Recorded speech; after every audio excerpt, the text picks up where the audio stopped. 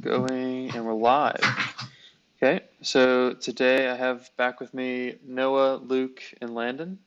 We're going to go over Notes from Underground by Dostoevsky. So I'm going to do like usual and kick it off to you guys. Where would you guys like to start? Um, think so we go ahead, Landon. so this is a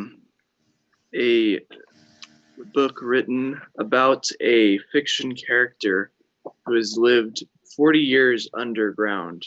He's nameless and he's very spiteful, and he's diseased both physically and spiritually.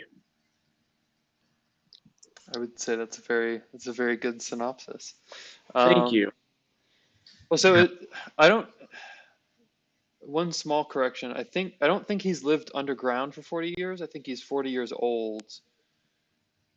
I think he spent the first 20 years of his life as a civil servant, and then he went underground for 20 years. So this is at the end of that 20-year period.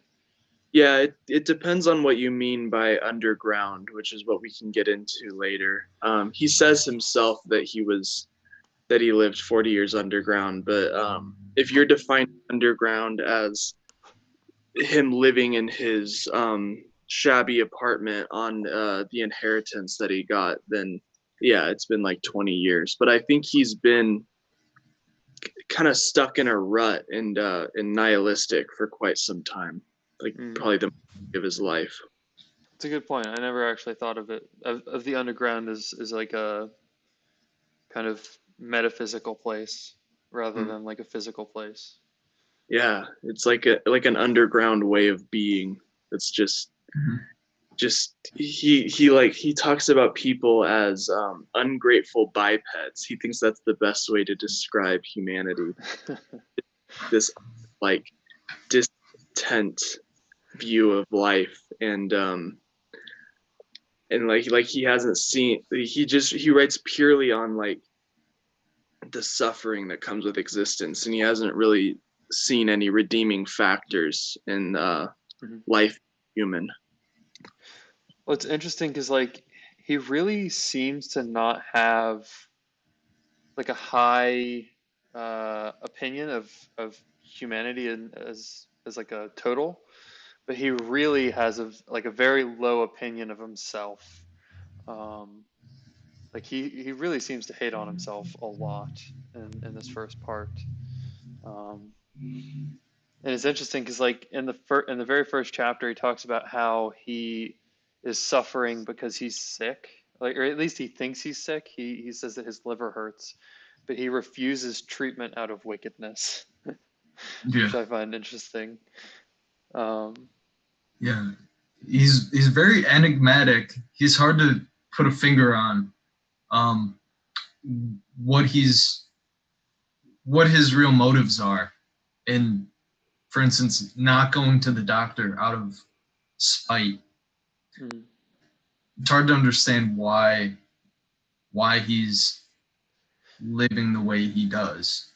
Well, it's interesting because like he even says he knows that it's not going to hurt the doctor to not get Yeah. treatment.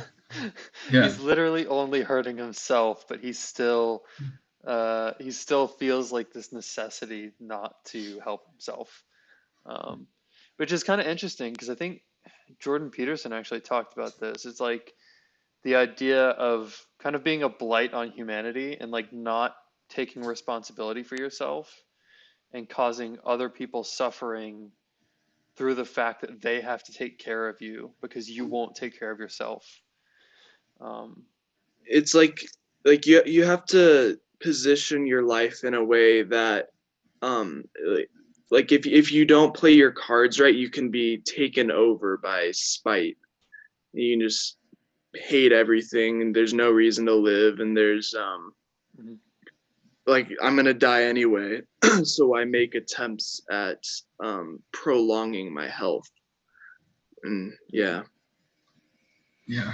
Yeah, well, I mean, he even says, I think in the first chapter, that it's immoral to grow old. Yeah. Like,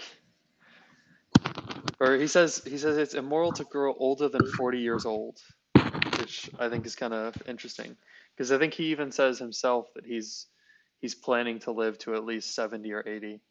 So he says that it's immoral, but then he like immediately opposes his own statement. Right? I guess Yeah. not really, because he could call himself immoral. I guess there's nothing contradictory about that. I think he does that continuously, though, is contradict himself, and he's also conscious that he's contradicting himself, and Yeah. does it anyways, and he's almost proud of it. Well, Like, there's multiple times in the first part where he says all of this is farce, like all of this is lying. I'm not saying anything yeah, truthful. yeah, yeah, and there's a part in the first part, he says, I did not take bribes, you see, so I was bound to find recompense in that at least. And then he says, a poor jest, but I will not scratch it out. I wrote it thinking it would sound very pretty, but now that I have seen myself that I only wanted to show off in a despicable way, I will not scratch it out on purpose. Mm, that's interesting. Like he's like, it just kind of shows like him thinking out or thinking on paper, and it's just him like constantly like nagging at himself, and he's kind of like tinged with that wisdom of Silenus that we talked about in The Birth of Tragedy, where it's like you're gonna die. Maybe it's best to die soon. And so he's like, with his hyper consciousness, he's kind of he sees like a nobility in one instance in himself, like pointing it out. But at the same time, he hates himself for it because it's like it's I don't know what to say other than that he knows too much, I guess. I don't know. Yeah.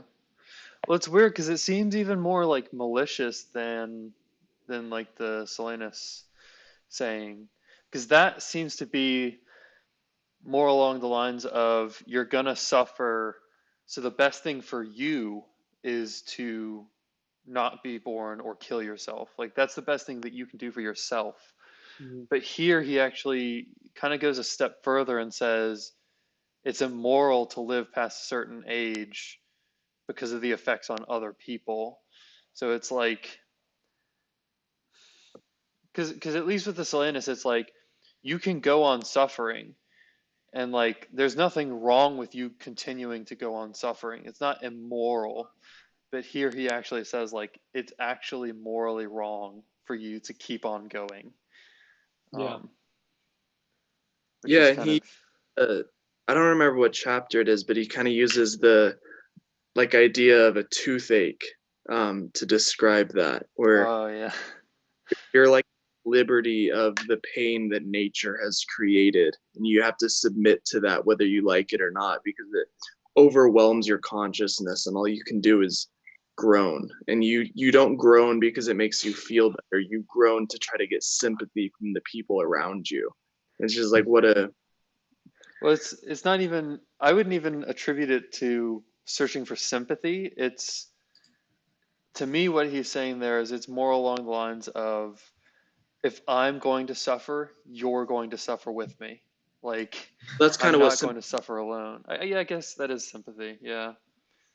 which is like because like we think of like sympathy as like a good thing, that someone like Nietzsche would go, no, like if you can root out any empathy you have for others, like you're suffering enough as it is with your own shit. Like you shouldn't put yourself in the shoes of another and take on their suffering in the attempt to alleviate it. It's like I like you have a point, but it's like it's such a like a morally wrong thing to do. Yeah, I guess you could debate that, Yeah. but it's I think like like if you're going off just like what you feel to be true, that's morally wrong. But like rational, it's a good point. It's like Oh, go ahead. I was just gonna say that I believe Jung spoke about this, and Nietzsche too. I don't know where necessarily, but it's kind of that idea that it's you show someone or you teach someone how to carry their own burdens. That's where the nobility comes in, and you don't try to alleviate others. You try to ennoble them to uh, deal with their suffering. That's kind of like what I thought of when you said that, Landon. Yeah. Mm. And he's kind of arguing like he's almost like a stoic without any of the redeeming factors of stoicism. It's literally just it's like looking at like the really hard facts of life, but as opposed to looking at the hard facts of life, positioning yourself in a way where you can overcome them, it's just submitting to them and going, there's no point, I'm just going to sit in my corner. And Yeah, it's a very like nihilistic yeah, stoicism.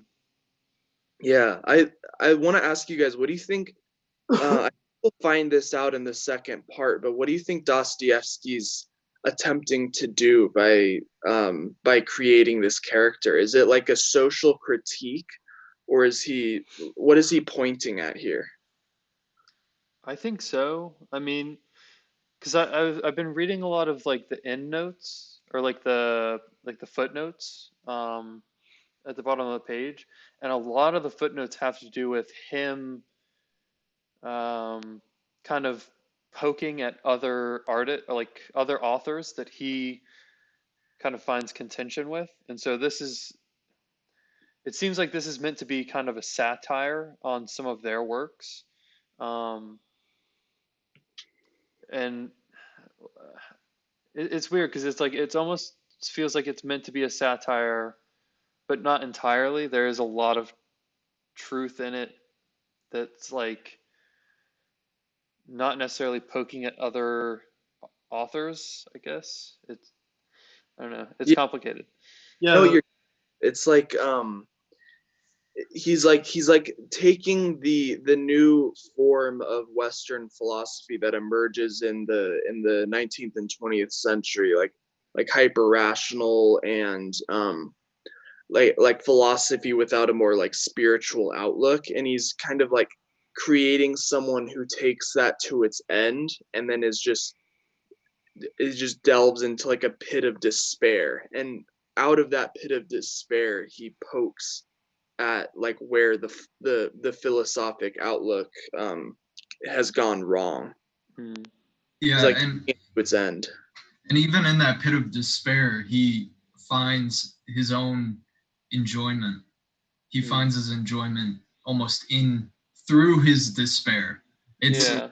it seems like the only thing he can enjoy Well, is his own plight and suffering. so it's not even just his suffering. He also takes enjoyment in the suffering of others. Because in the first chapter, he actually says that he takes pleasure in upsetting other people, and that was Mhm. like his reward for not taking bribes as a civil servant. Which Yeah. that's so like what?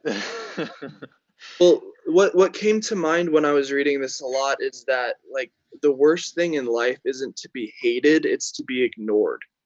To live in the world and not have someone responding to the fact that you exist, it's like the worst thing for a person. So it's like if I can't be loved by these people and I can't be like a hero, Mhm. um, maybe I can speak and act in a way that makes people hate me, so at least they'll respond. And he says he can't even Yeah. do that. He can't even he can't be a man and a hero, and he can't even be a mouse. So he's just stuck in his Wow. underground hole where he doesn't even exist. That's And that interesting that your translation goes to mouse because my translation says man or an insect. oh yeah, is what I was talking about. He might use both, but it's one or the other. But yeah, that's a good point. Like we want to be responded to, Mm-hmm. and you'll see this. Like I'm seeing this a lot in my workplace, where Mm-hmm. people who don't have something outside of their job to like give their life meaning, Hmm. they'll get like really up in arms about really trivial events, and they'll make a big deal out of it because at least they're not bored. If they're suffering, they're not bored. Mm. Well, it's like I mean, you kind of see this in children, right? Like siblings. So I have two other siblings, and it's a pretty common occurrence that like you'll have the first child, and they'll get all of the attention from the parents, right? And then you'll have the second child, and the first child will start acting out um, as a way to get attention from the parents because they're so attentive on that second child that the first child feels left out. And the first child will act out in a negative way just to get that attention. And it seems like it's even worse for the second child because at least the first child's kind of used to it by the time the third child comes around and he's kind of learned to deal with it. But the second child usually acts out way worse than the original like first child did when the third child comes. And so you have like that's why you usually get the family dynamic when you have three children that the middle child is like the problem child because they're acting out to get attention. Yeah, well, humans will take chaos over boredom any day of the week. It's give us something, like even if it's Yeah. painful, give us something rather than numbness. Well, It's he pretty he. Oh, go ahead. well. He like this to me. That's what this first part is about. Is he goes, the first example is of whatever queen in Rome. I forget. Cleopatra with Yeah, the Cleopatra with the golden pens. her servants Yeah, because and it's not because she's spiteful out of the suffering of existence. She has a castle, she has all the food she wants, she has servants waiting on her. It's because she's she's bored. yeah. Well, And he it's talks, interesting because he goes from that analogy, and then later on in that same chapter, he says, and then we'll basically ask for the golden pens, but we will take pleasure in that because it's better than nothing. Like it's better than yeah, being bored. yeah. The other example was of and you could interpret this in a lot of different ways, but under the light of what he's talking about in the pins, the analogy of like the hen house, Mm, where it's it's raining, so you go into this hen house, and someone would argue, well, if you want to get out of the rain, that hen house is as good as a mansion. But he goes, no, men don't live only to get out of the rain. And it's this idea that mm, um, in civilization now, we've conquered nature and we have housing and we have food.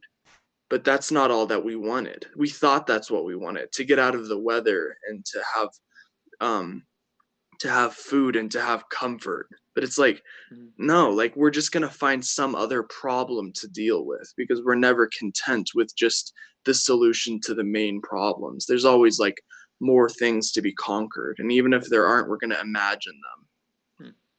It's an interesting take on that because I read that chapter and I didn't really know how to make heads or tails of that chapter. So that's interesting. Um, yeah, because he goes into like the Crystal Palace and he goes into. Well, it's interesting because further in that chapter he even goes into like the illusion and like is desire meant to is the function of desire to break that illusion um, of life, I guess. But yeah, I don't know. That's a really complex idea. It's like Mm. it's weird because he also kind of answers that question. He says he doesn't think so, um, but I don't know. We can probably go into that further. Um, back to the original point. So like with the whole like being a hero or like an insect or a mouse or pest for completeness sake, um, he says that he's neither a good nor a bad man. Um, and kind of like we were talking about before we started up the video, um, there's kind of like a special place in hell in like Dante's Inferno for neither good nor bad men. It's like they're the people that weren't good enough to get into heaven, but hell doesn't even want them because they weren't bad. So like there's nothing redeeming about them at all. Like at least if you're bad, like you did something. I think I think Jesus says that too, that it's better to be cold than lukewarm. Yeah.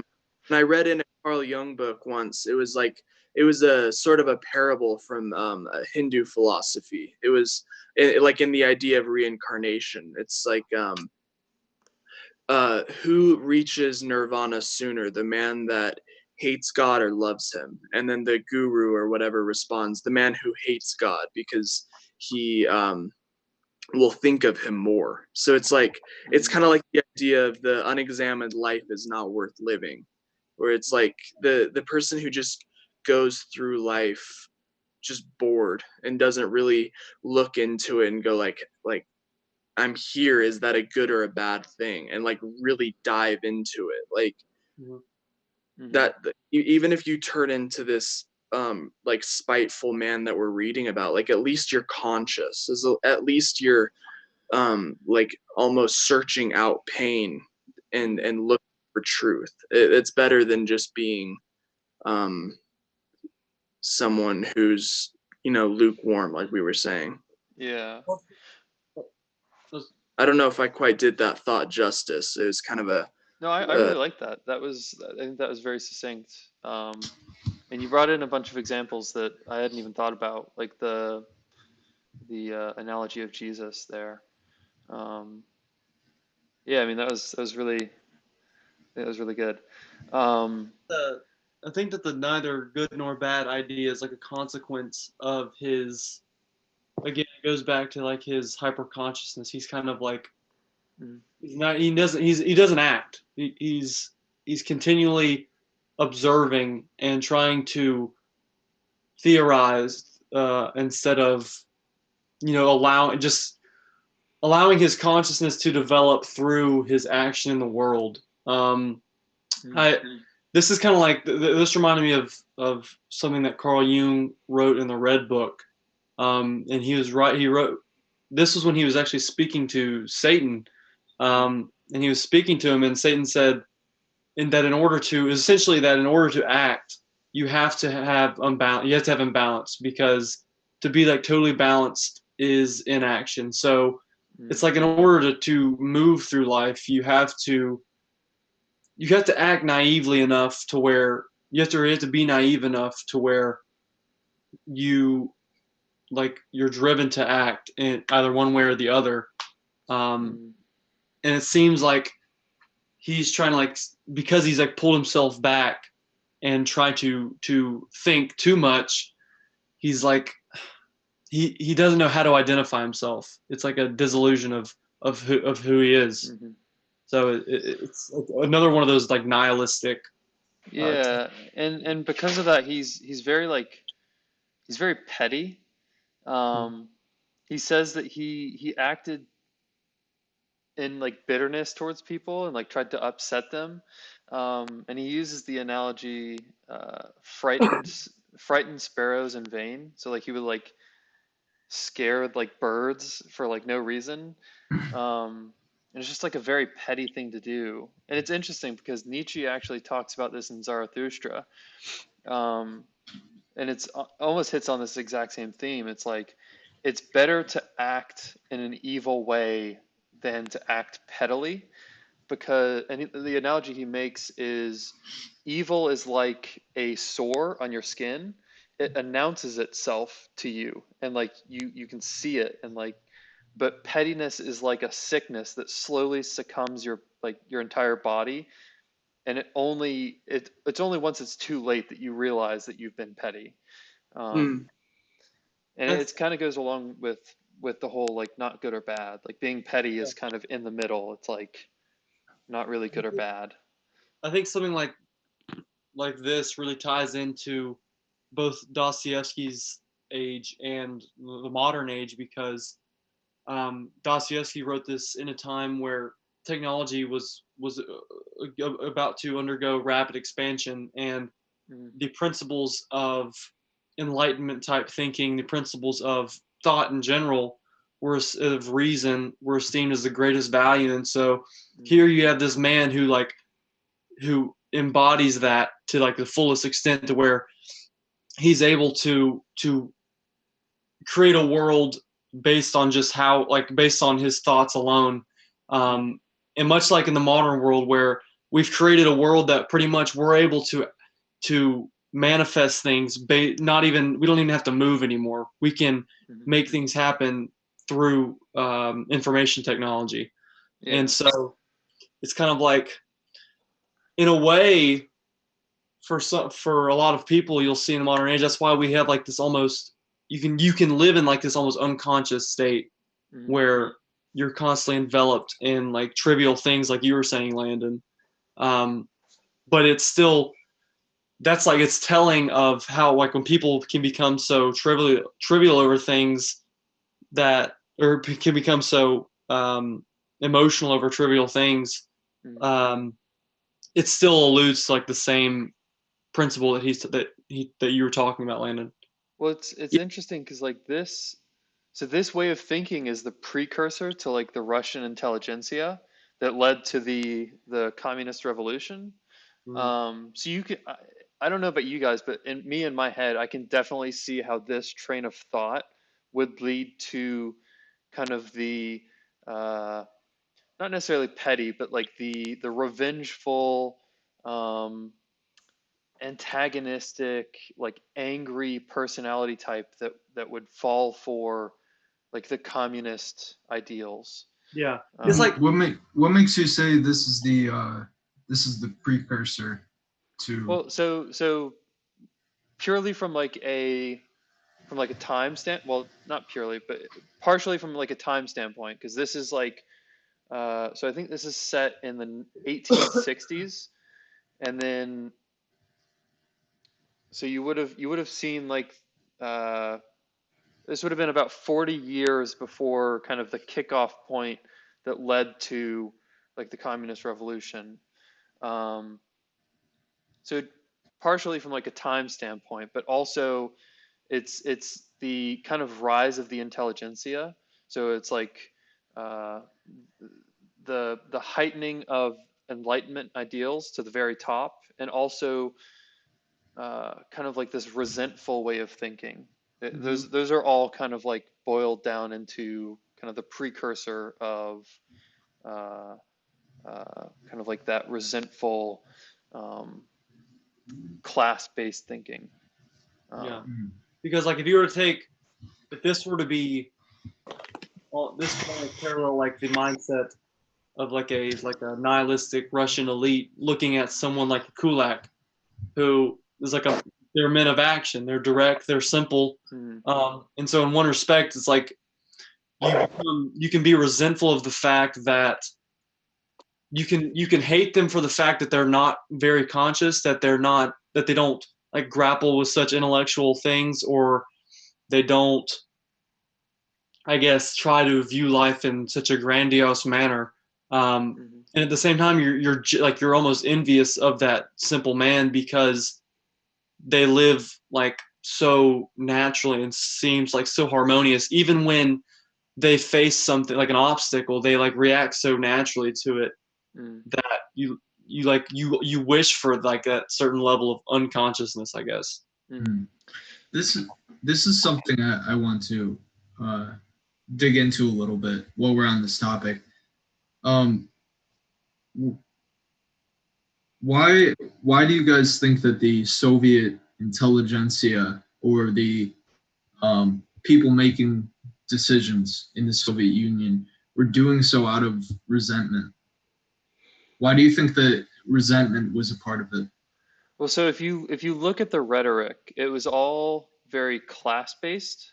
It was very much these people have, these people have not, we are being oppressed. We are the have-nots, we're being oppressed. And so it's kind of this resentful, um, they have more than us, so we should throw them into the gulags type of thinking. It's Mm. like they have the power, they have the money, and because they have the power and the money, we are being oppressed. Um, it's it, I mean, I think it would take a lot to go into that, but I mean, even Nietzsche saw this. Like he said that in Zarathustra, the chapter on the tarantulas, he said like the preachers of equality were tarantulas, and they would like stir people up into a frenzy, and then they would bite, like they would bite you with their poison, and their poison would stir you up into a frenzy. Um, and that's kind of what the communist rhetoric did. It stirred the Russian people into this frenzy where there was just like something's wrong, like something's wrong. And I don't necessarily disagree with that. Like there was something wrong. But then they looked around and they said, okay, well, what's the problem? Oh, it's the rich people. We need to throw the rich people in the gulags. It was very kind of resentful, and at the root of it was all the the inequality of the whole situation. It's Mm. like Like I don't know how to describe it other than resentful. It's like you have more than me. You're a bad person. it's just the psychological implications, like the perspectives that like someone like Dostoevsky gives um, into something like 19th century Russia. It's like it just shows the impact that something like communism or Marxism had in the time of the culture, I guess, and like the collective consciousness of the culture. Because and Stephen and James, like they would talk about this in the beginning of their Ion lectures. They would say like you take into account like Marxism, um, the Communist Manifesto or Das Kapital. It was like this very extensive research into like the flaws of capitalism, and like it did a good job of showing like there are problems with like here are the problems with capitalism, and it was very like empirically based and very like rational.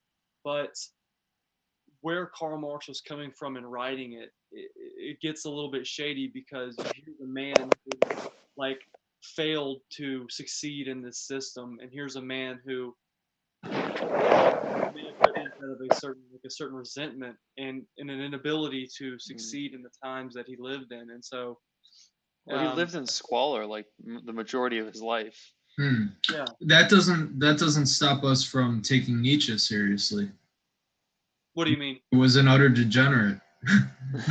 I mean, Nietzsche lived like Marx did. well, no, I mean he lived. So to be fair to Nietzsche, yes, he did live on effectively donations and inheritance for the majority of his life. But he didn't necessarily live in squalor. Like he had money, it was just other people's money. And Hmm. I think he lived on one specific benefactor for years, if I remember Hmm. correctly. Um, but Okay. he just wasn't resentful about it though. He didn't necessarily say because of my unequal wealth we should change the system. That wasn't No. what he No. derived. But my only point is, and maybe we're straying too far from the text, but um, I think there's good evidence that Nietzsche provided for us himself. There's good evidence that he had his own resentment and insecurities that found their way into his work. Oh, And definitely. yeah. And I guess I'm saying if we're going to use that as a sort of a disqualification for taking someone like Marx seriously, then it has to be a law. It has to be something universal that we follow. We can't say, oh, Nietzsche's okay, even though Also, he was super biased in his own way, but Marx, we don't like his bias, so we can't take him seriously. so to be fair, I'm not disqualifying Marx on the basis of his bias. Like I fully understand his bias, and I don't think his works are wrong because of his bias. I think his works are wrong on the tenets of his ideals. Hmm. Um, I don't think communism works as a system, not because of Marx, but the system itself. Like the ideas that he Yeah. posits, I think are wrong. I don't So necessarily think that it's wrong because of him. so this kind of ties into Dostoevsky. Well, I guess the underground man, it ties into his analogy of a chess game, where it's like you don't play the game to get to the end. You play the game for the game itself. Like the game is the fun part, the moving around. So in a system like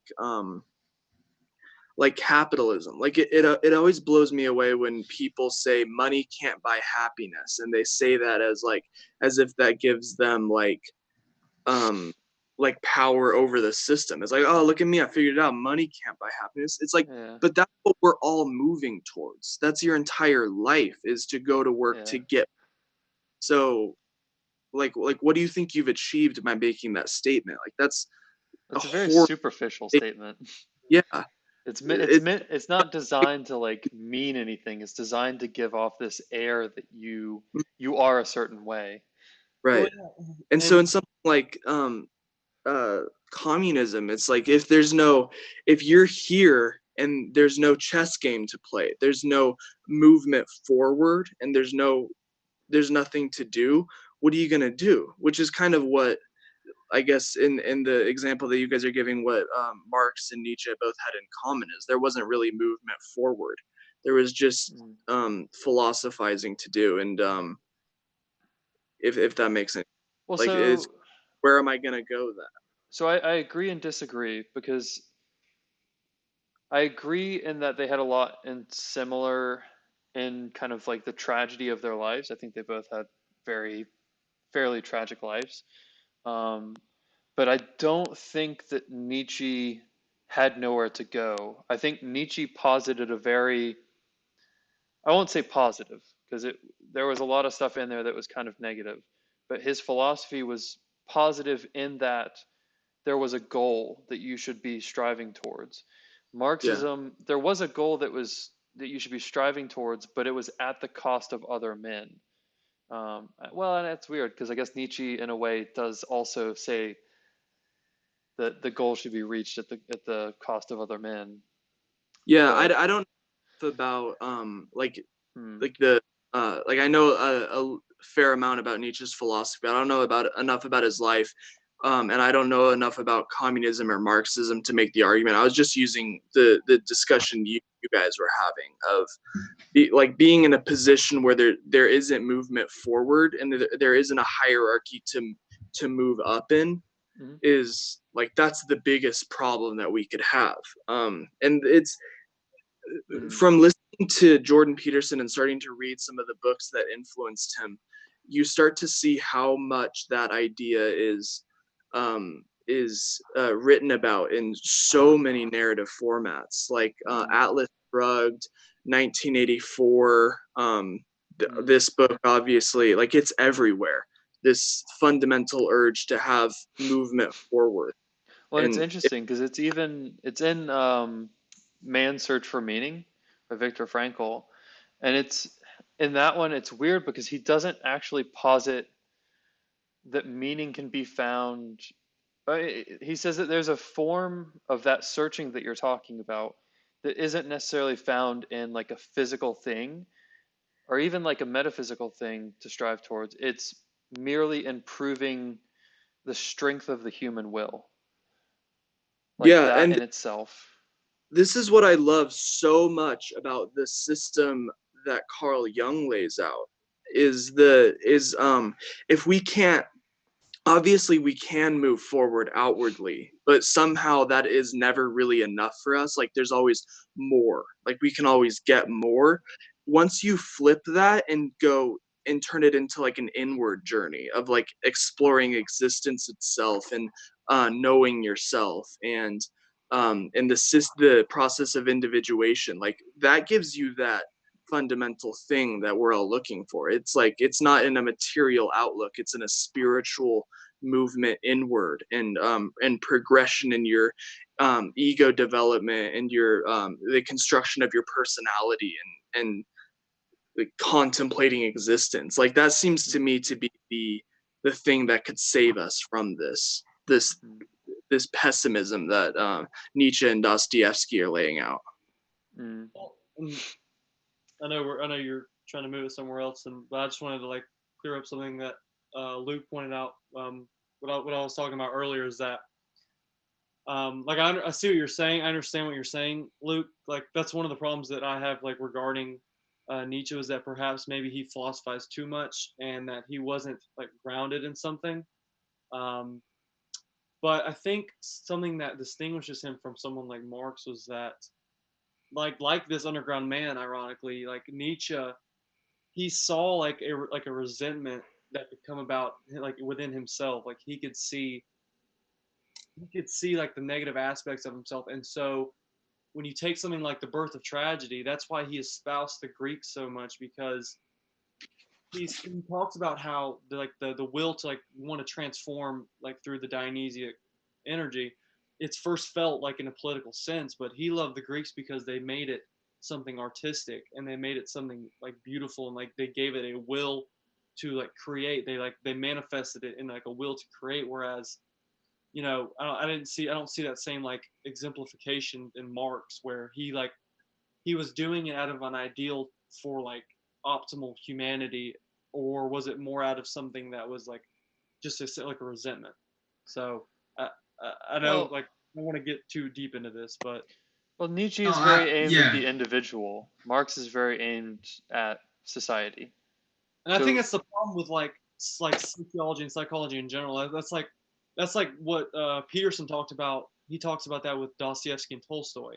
Is like Tolstoy is more like a sociologist, but he likes Dostoevsky more because mm, um, he was someone like Jung, where like the individual is of like the highest value, as mm, opposed, like it gets really murky to like try and assess communal values and trying to assess like how do mm, you build a state like without focusing on the individual first. So mm, Well, that's what Dostoevsky's getting at in the super famous analogy of the piano keys. yeah. Um, it's like, well, in terms of politics, once you've got food and shelter, there's just boredom. Like, what's going to happen then? I Well, think. so I think there's more to that analogy than just that. I think that's part of it. I think like so that analogy is meant to be kind of like it's kind of an argument for determinism, which is like every action can be determined based off of a previous action. So there is no real free will in that sense. And so you're just a piano key. Like nature is just hitting you as a piano key. And then you're giving back this reaction. There's no free will. You're not deciding anything.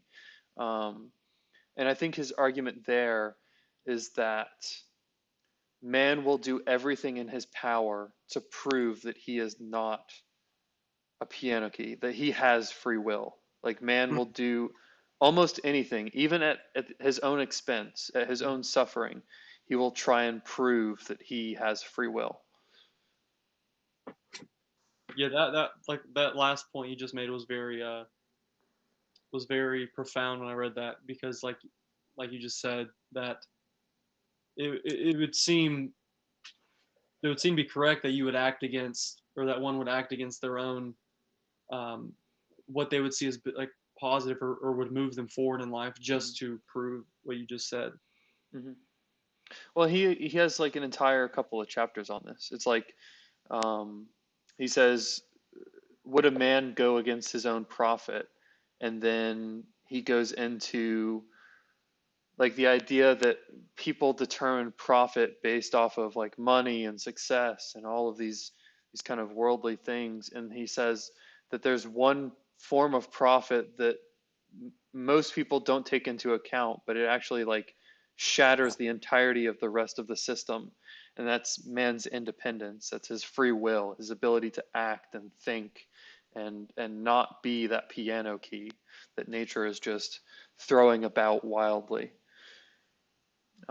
He wants to prove that he is more than that, in a sense. Um, Yeah, I think he's right. Um, well, so I guess interesting question. What are you guys' thoughts on free will? Do you believe that we do have free will, or do you believe that everything is like predetermined? You don't have to answer if you don't want to. I think that's a pretty interesting question. I believe in free will. You guys, Sam Harris's studies on this?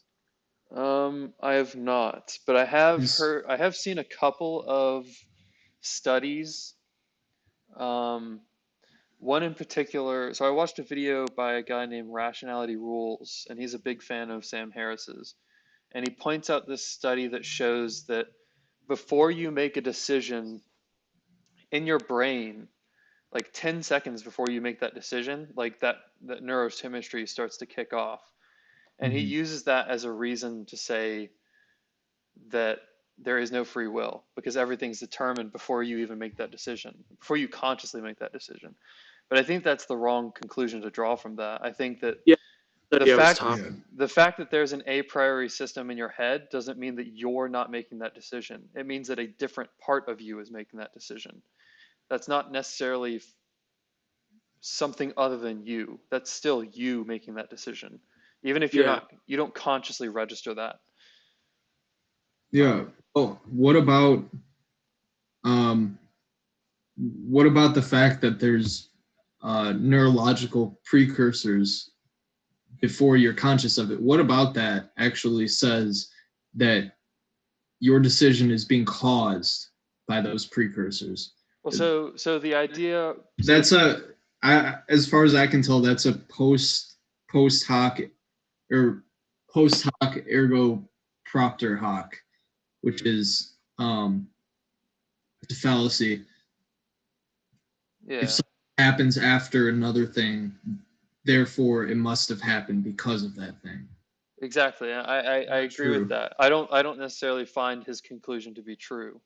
Um, I don't really know what conclusion you could draw from that. But the idea of the study was they would have someone hooks up to like an MRI machine, and they would say like move your hand, and then they would say also say when you consciously think that you made the decision to move your hand, and they would say it, and then they would move their hand, and then they would measure the brain chemistry, and apparently there's like 10 seconds between when you actually make the decision and when you consciously think you make the decision.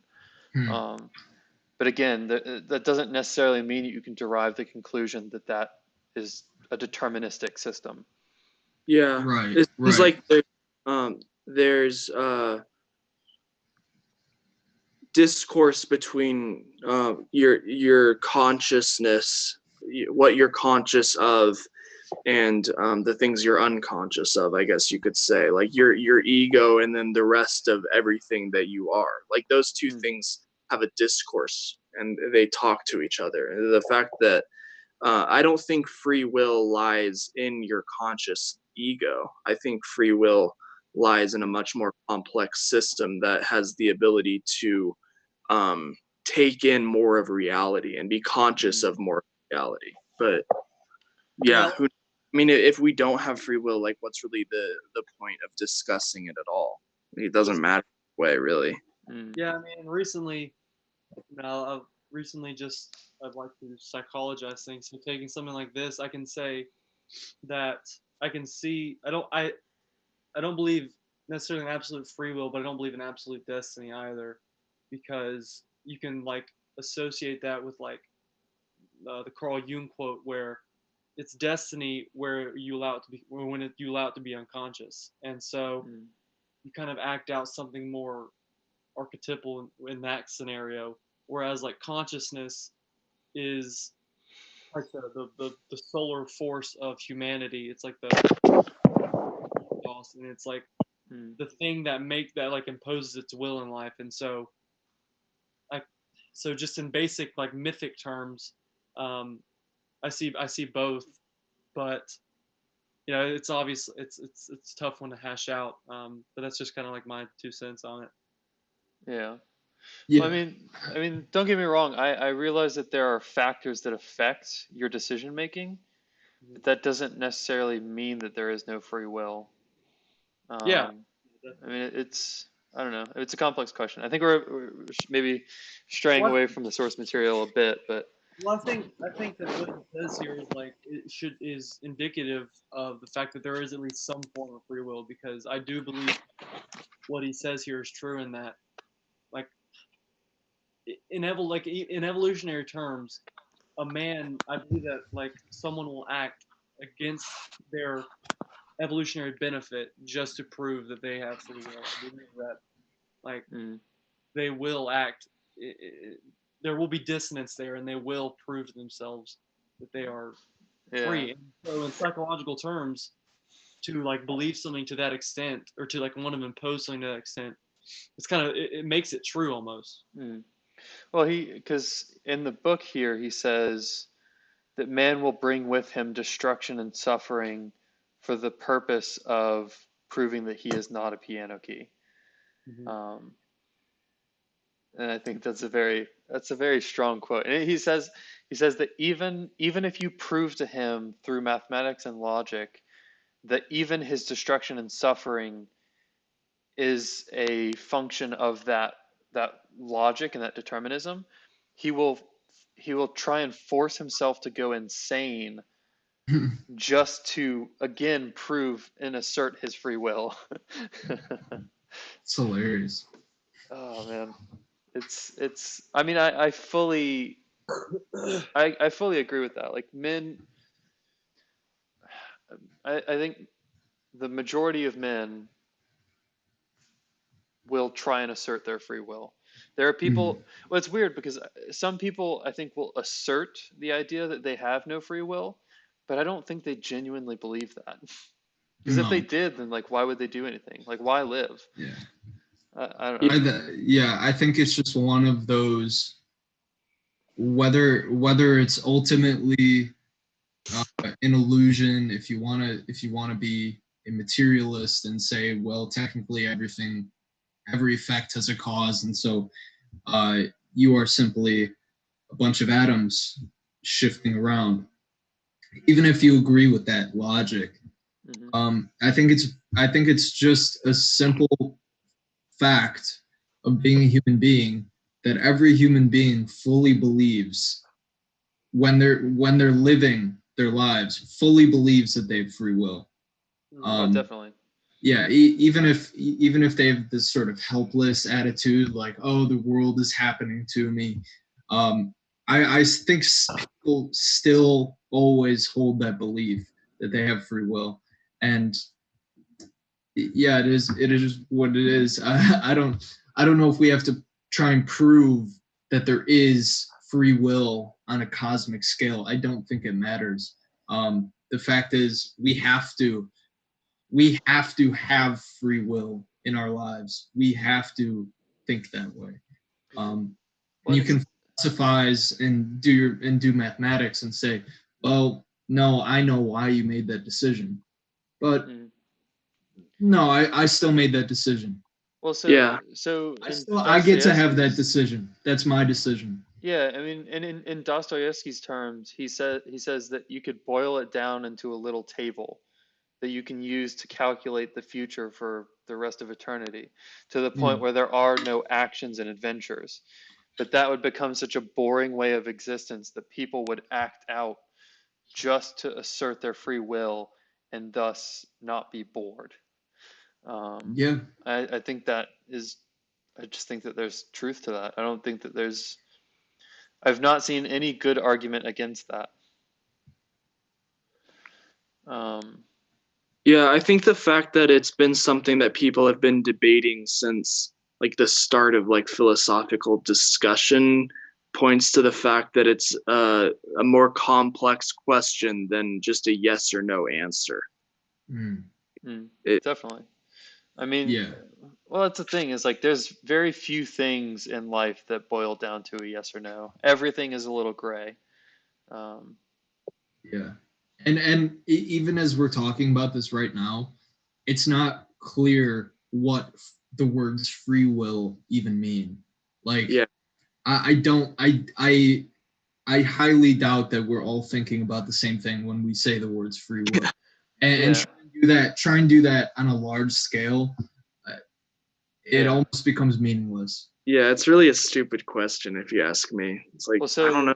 To define what I mean by free will, I mean in like the libertarian sense that my my decisions cannot be determined from a prior state of consciousness or a prior state of matter. Um, Mhm. it can happen. I can make any decision at any point based off of any input. Um, is not necessarily determined by the input, if that makes sense. And you do you believe that in a cosmic sense, in the sense that no matter what the configuration of atoms and chemicals and all the forces of the universe, no matter what position everything in the universe is in, Mm-hmm. you still have the ability yourself as an individual entity to influence it in whatever way you choose. Like at this Yes. no matter what happened before this moment. Well, so yes, in that within within my physical abilities, I can influence it however I choose. But that it comes with the caveat of what are my physical abilities. Mm, I'm not necessarily saying that like I can choose to just like say, hey Mars, blow up, and like Mars will blow up. Like that Right, that's right. not within my physical ability. But I could think that at any point in time, I can think that without any prior input. Hmm. I think that might be what he's getting at when he talks about kind of being at the liberty of nature, or like under nature's thumb a little bit, in terms of like pain and like what nature allows you to do. Like there's no disputing the fact that Yeah. you're not like that big, you know. Well, so he kind of talks about this in a couple of ways, and the analogy that I really enjoy is the stone wall. Um, and he kind of Mhm. posits the two type of men. You have the men of action and kind of the stupid, unintelligent men, and they will hit a wall, which you could label as like nature, for example, or it's a law of physics or a law of reason, whatever you want to call it, and they'll see it and just accept it and turn back. While the man of consciousness or higher consciousness, intelligence, whatever you want to call him, he'll walk up to the wall and then just sit down and contemplate the wall and try and get past it and try and think his way through it, um, effectively like smashing his forehead against the wall until he finds some way through it. Um, Yeah. yeah, I think Yeah, that kind yeah, of. he, Oh, go ahead. he oh, go ahead, Noah. Yeah, I was just gonna say like a very like basic physiological sense of that. That example you just gave, like it's obvious that, and this goes back to the chess game that Landon was talking about. You know, we're structured in terms of moving towards a goal, not necessarily towards the goal itself. So, like in one sense, it's kind of like counterintuitive to our nature to like contemplate the wall, Mhm. to sit there and think upon it. Whereas, like the man of action, the simple man, the more like instinctive man, I guess you could say, will continually he'll act, but he might like his action may be refined by the wall, but it's action nonetheless, and so he'll just like revise his I guess his goal. Mm. Well, so this is kind of a straying from the point we were making, but it's a note that I had, and I think it's really interesting. So he says that the ultimate wall um, is realizing the fact that you're stuck as who you are and that you can't change, and then he like derives comfort from that by saying that he's just in being a scoundrel, because he can't be anything other than a scoundrel. Like that's just who he is. He can't change it. What's your guys' opinion on that? Because I guess that in a way that's kind of an argument against free will. Because if you believe in free will, then you can say I can change myself. But Mm-hmm. I'm kind of interested to hear your guys' thoughts on that. Yeah, yeah. I think there is a fatalism that inevitably comes from believing you have no free will. It's just I think it's how human beings react to that belief. Something about the way we are. We need to believe that we have free will, and so the moment you say, "I am I am this way because I was born this way, or because the world made me this way," Hmm. no growth or change is going to happen. Right. Yeah. This makes me, what you just said makes me think of a chat I had with someone in the Discord regarding the meditations of Marcus Aurelius, and the idea that he posits that you should move through life and kind of allow life to change you into like what you're supposed to be. And that idea, it requires an idea of like a higher power, of someone who's who has created, well, not someone, but like a force that has created life, and a force that's moving life. And then once you have that idea in a force, in a higher intelligence of sorts, you can allow yourself to be played on that piano key, and just allow whatever song that that force chooses to play to be an aspect of that music. But I don't think he has that belief in an intelligence. I think he's not really regarding life as music, you could say. It's just stupid um Mhm. pressings of piano keys, you know? There's no Yeah. point. Well, because he talks about a couple times the beautiful and lofty is a quote that he uses. Um, and I really don't think that he believes in it. So, like, the idea of the beautiful and lofty is that things around you are just like beautiful, and you can realize the beauty in kind of mundane things. And I think there's actually a chapter in the first part where he talks about he kind of wishes that he could be stupid. Um, or no, that he wishes that he could be lazy. Like he wishes that he Mhm. could attribute his non-action to laziness, because at least if he were lazy, he would have an identity, and then through that identity, he could discover that beauty and loftiness, because he could look at a painting and recognize the beauty in it. Um, but that all kind of derives from his identity. But at the moment, he doesn't have an identity because he can't attribute any of his actions to anything. Well, that's that's like a that's a caveat with someone who's high in openness, is that they have an inability, or they really struggle to like form an identity, and like they don't have like a, it's hard to have a foundation in understanding who you are, because you're so open to different ideas and interpretations, and you try to reconcile all of these things, Mm-hmm. that someone might really struggle in like that identity process, and that becomes a problem.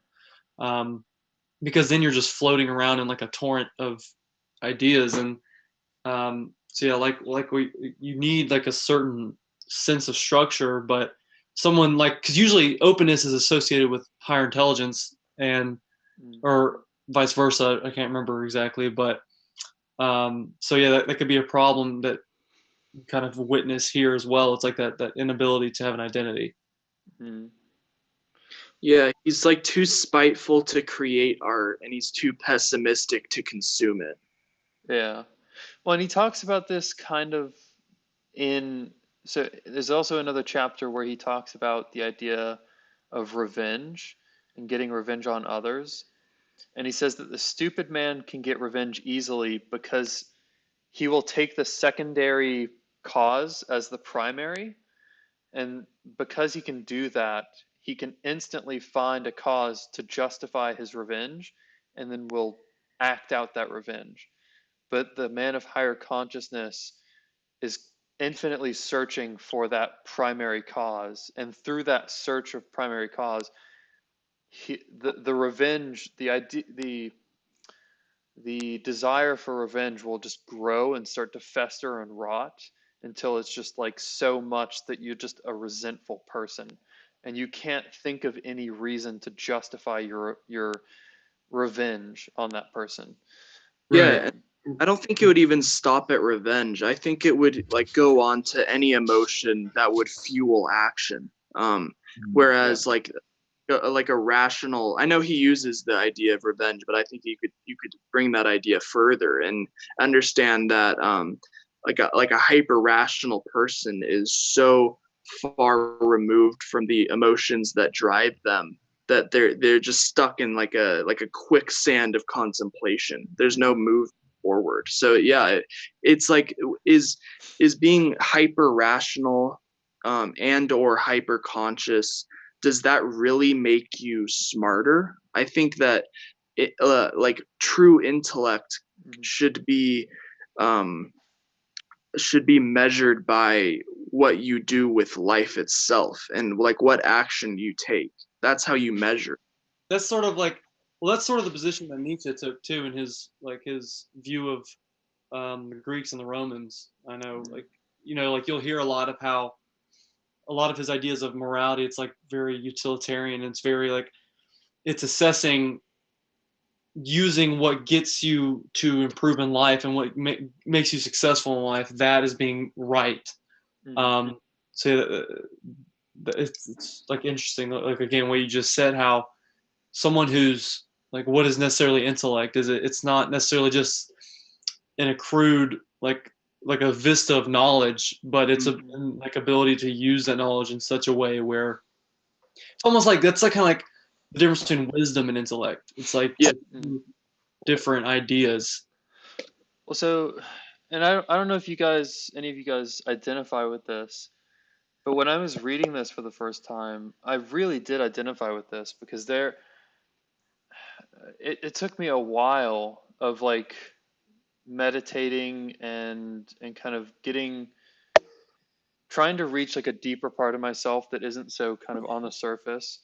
But I would get angry at someone and I would just start to think on it, and it just consumes your thoughts, and you think about it day in and day out, and you can't go to sleep because you're thinking about it, and you're just so angry all the time. And so I do really identify with this. Like it took me a very long time of like struggling to like learn how to kind of stop myself and say like, okay, either do something about it or stop thinking about it. Like you're gonna just spin in circles until you wear yourself out. Like Yeah. either act and like get your revenge, or do nothing and just like stop thinking about it. Because so Nietzsche does actually talk about this kind of I forget what chapter it is in Zarathustra. I would have to look back. But he says that if someone does a malicious act to you, it's best to get revenge on them because that's like a human thing. Like just get revenge on them and get it out of your system so that you don't spin on it, and like you don't have that like downward spiral associated with this kind of hyper consciousness where you just get really resentful. It's better to just like knock it out. Well, that's kind of the premise of like the master and slave too, because the master, he'll just act out of like whatever it is, the emotion that he's feeling, and he'll get it out of the way, I guess. Whereas the slave can't express that Wilt du Max. He can't express himself totally, and so it gets shoved up, and then he begins to intellectualize and begins to really like fester on these things, and that's like that ressentiment that he talks about. And I know that we're not talking about Nietzsche. I know it's Dostoevsky, but like that's just, you can kind of tie that in to like what you're saying, where it's like like when these things like they can fester and then they can really become like malicious, whereas as maybe just acting in the first place. Yeah, and I think part of this hyper consciousness is he thinks he wants revenge, but because he's hyper conscious and he sees the causes, like he's searching for the primary cause, he realizes that the scoundrel is not a scoundrel by his own fault. He was made a scoundrel by forces outside of himself, and so he finds that he has no one to blame. for what happens to him, for anything in that happens in the universe. He can't even blame himself, because even he is the way he is, not for his own fault, but because life made him that way. And so you have the toothache, and you're moaning and groaning, not necessarily even to get other people's attention, but just out of pure spite for existence itself. And you're resentful bitter towards existence itself. And then you go underground and you write a document like this. Well, because he says that if you listen to someone with like a toothache, the first day they'll actually complain about the pain of it. But if you listen to what they say over the course of like a couple of days, it will go from the actual pain of it to kind of a blaming of existence. Like, why does this have to happen to me? It's not like, ow, this hurts. It's, why does existence have to suck so bad? I'm getting wisdom teeth removed this week, and you guys are making me nervous. Dude, wisdom teeth. Are you going under? I think so. Yeah. Under? Yeah. Going underground, man. They give you some really kick-ass drugs after. So. Okay, good. Yeah, it's like be careful with those. Yeah, be careful. For real. Here, dude, I've got an addictive personality to contend with here. So after I got my wisdom teeth out, I took 2 of the oxycodone that were prescribed to me, and that was it, because I wasn't fucking with that. Like, I would rather deal with the pain than risk getting hooked on that shit. Yeah, I would. Opioid addiction versus a little toothache. Why me, existence? Why? Yeah. So I have a quote here that I'm kind of curious to get your guys' opinion on. So the quote is, "I say it seriously. Surely I'd have managed to discover some sort of pleasure in that as well. The pleasure of despair, of course, but it is in despair that the most burning pleasures occur, especially when one is all too highly conscious of the hopelessness of one's position." What's your guys' thought on that? So it's basically, the way I read that, it's once you realize that you're stuck, so once you realize that you are a scoundrel, there is some pleasure in your suffering as a scoundrel, because you realize you can't change it. It's weird, but it's like a twisted kind of like, I can't change myself, so I'm kind of justified in being a dick. And so even though I hate myself for being a dick, at least I'm justified. Well, the underground is, you call this character an anti-hero. So it's like, as opposed to someone like Batman, who sees the suffering and injustice in the world and fights it, he's like in Star Wars, going over to the dark side, going, I'm going to be a proponent of the suffering, and out of the suffering I'll find the meaning that I'm searching for, and I'll take pleasure in pain. It's like, I mean, that's seen in fiction and in nonfiction all over the place. Let the hate flow through you. I mean, why not, really? There's no higher purpose to this thing. Let's just go over the dark side, and it'll make you stronger. Yeah, exactly. You know, there's no argument for it. Rationally, you can do that. But I think we see morally and emotionally what that does, and how that really like makes you feel from like the outside. I mean, yeah, you also see a growing surge of anti-heroes in cinema too. That's like a growing theme in superhero culture as well. So it's like Deadpool. Kind of like, like Deadpool. You have I know Venom's not an anti-hero, but they try to make him one. Yeah. You have, well, not just, and you don't just have anti-heroes too. You have villains that are like having their own. Well, there's a big movement now where they're starting to make villains that you can understand the motives of that villain. Like you Like can Joker. understand why Thanos wants to destroy half of the life in the universe. Like I can understand that. You can Yeah. understand why the Joker would be so resentful at the being of life that you just want to just burn it down. Like Yeah. And you understand it through a rational argument. He talks about that over and over and over again.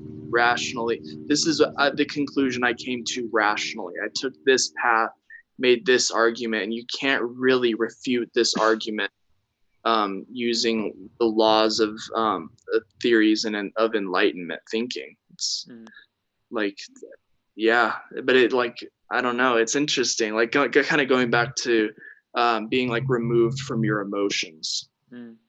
So it makes me. It's the assertion that 2 + 2 is 4, or is no, it's 2 × 2 is 4, rather than 2 × 2 is 5. Does it even like sometimes 2 × 2 is 5 can be the most exhilarating thing in a man for a man to experience. Yeah. Well, it's like the assertion of free will in a sense. It's like Yeah. I'm just going to ignore the laws of nature and just assert my own will. Yeah.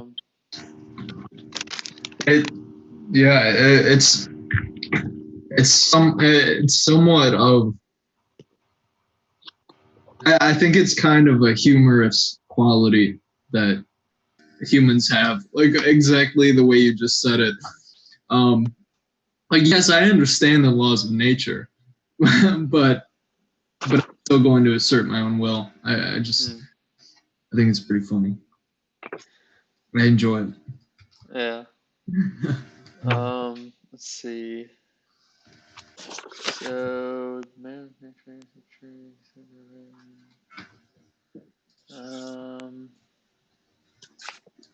oh yeah, that's Oh, interesting. So the man of nature and truth sees revenge as justice, while the man of higher consciousness sees his revenge as something devoid of justice. I thought that was interesting because it's like, I mean, if you kind of think about it, like the low intelligence man, or what he would call the low intelligence man, the stupid man. Again, if you can find that justification, then you're just in your action. Like if someone has wronged you, you find justice in acting back against them. But for example, if you don't believe in free will, then you can't say that they did this thing to me because they're just an agent of nature. Like you can't blame them for it. So it's not really just to get revenge on them. I think that's pretty interesting. I like, yeah, I don't. Which part were you discussing right there? So that's in chapter 3. So chapter 3 is where he goes into like the whole argument about revenge.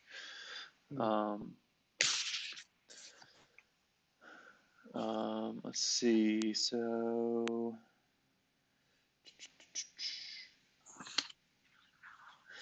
yeah, and then he says that if they cast away the action of revenge, so if he like, so when you have that kind of argument that they're not acting of their own volition and thus I can't justly get revenge on them, all that's left for you to do is crawl back into the underground and just sulk and just get really angry. And it's the whole argument that like there is no enemy. Like I can't blame anyone for this. And that's a really resentful thing. That's a really annoying thing too. Yeah. Some of the worst parts in life are those times when it's just hard. It's not necessarily anyone's fault. It's Yeah. like the whole it's like the idea of the book of Job in a sense. Mm-hmm. It's like sometimes life just goes to shit and there's no one to really blame. But you can't like you can't get resentful at God for that. Is Yeah. like the biblical sense of that. It's Yeah, like, it's like it's also the same in Cain and Abel, because Cain, although he doesn't offer like a livestock as a sacrifice to God that Abel did, it isn't obvious like as to why God rejects his offer and doesn't look favorably upon him. It's like almost arbitrary in some sense, and so it's like, what do you do when you're faced with that arbitrary suffering of life? Like, how do you respond to it? Because, like you said, you can't necessarily become resentful at it. And that's something that Job had to face as well. But yeah. Yeah, and I think I think that's the default in the 21st century. I guess after the 20th century, it's kind of the default mode that we have to start with is life is suffering, and I'm not sure if there's anyone I can blame for my suffering and the suffering of those people around me, because I don't really know if someone created this world or if someone is doing this to us or what.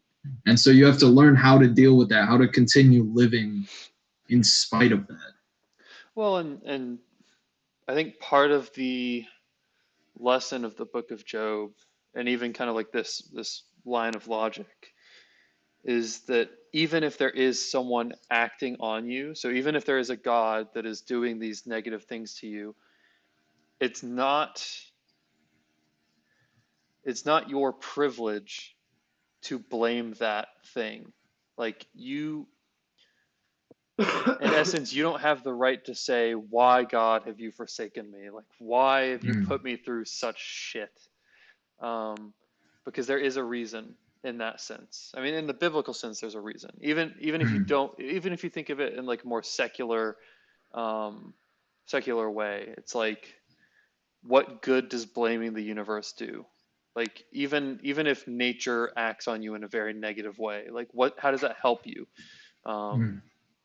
Taking pity on yourself doesn't really help you in any way whatsoever.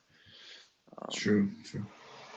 Luke, do you believe that life is suffering? Do you like identify with that statement? I believe that I've come to the realization that there is a lot of untold suffering that has occurred and will continue to occur. And I would say probably the suffering outweighs the joy for a lot of people. And that excellence and virtue and cheerfulness are mostly the exceptions, and basically what life will do to you unless you become something, a force in the world which can overcome what you face.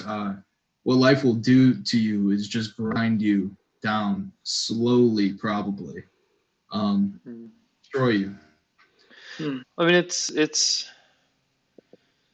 kind of, I get what you're saying there, and I kind of agree, because it's the idea from the book of Matthew is a quote. It's to he who has, more will be given; to he who has not, more will be taken. So it's kind of that idea of, if you're not trending upwards, you're being ground down. Like, you're just going to spiral down.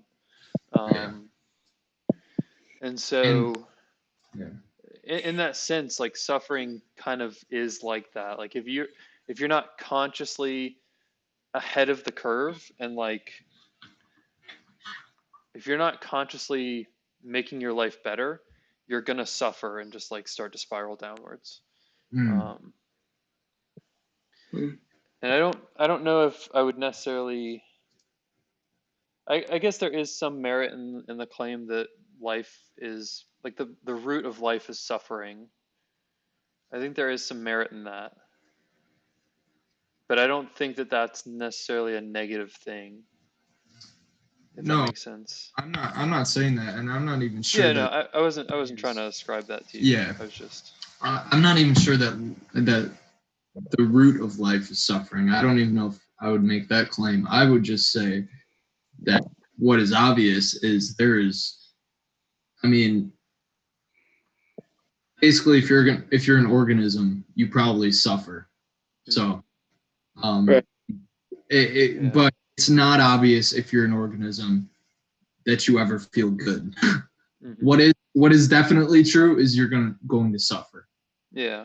Well, so I think this ties into the idea of Adam and Eve and like the fallen state of humanity. And I think this when I say this, try and look at like the secular idea behind this. If you're not like a religious person, but it's the idea that we're like in this fallen state, um, and so we kind of see the world through this like fallen lens. Like there is just suffering and hatred, and I mean you can try and find good, but I think the base of it is kind of suffering. The Mm. default mode is suffering. If you don't search for something other than suffering, that's all you'll find. I mean, that's not necessarily true. You will find happiness occasionally, but not as often as if you're searching for it. Right, right. By the way, we did get a question Oh from yeah.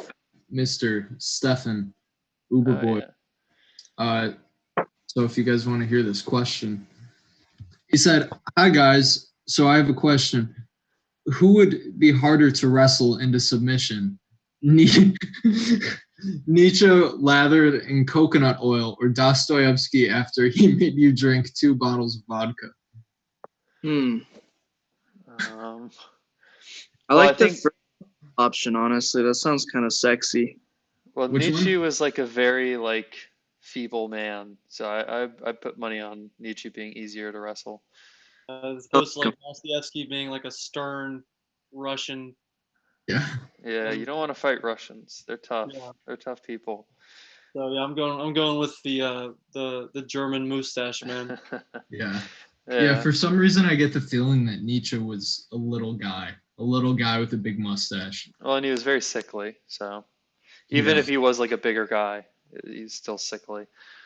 Um, so I had another note. So this is like the last note I had for chapter 3.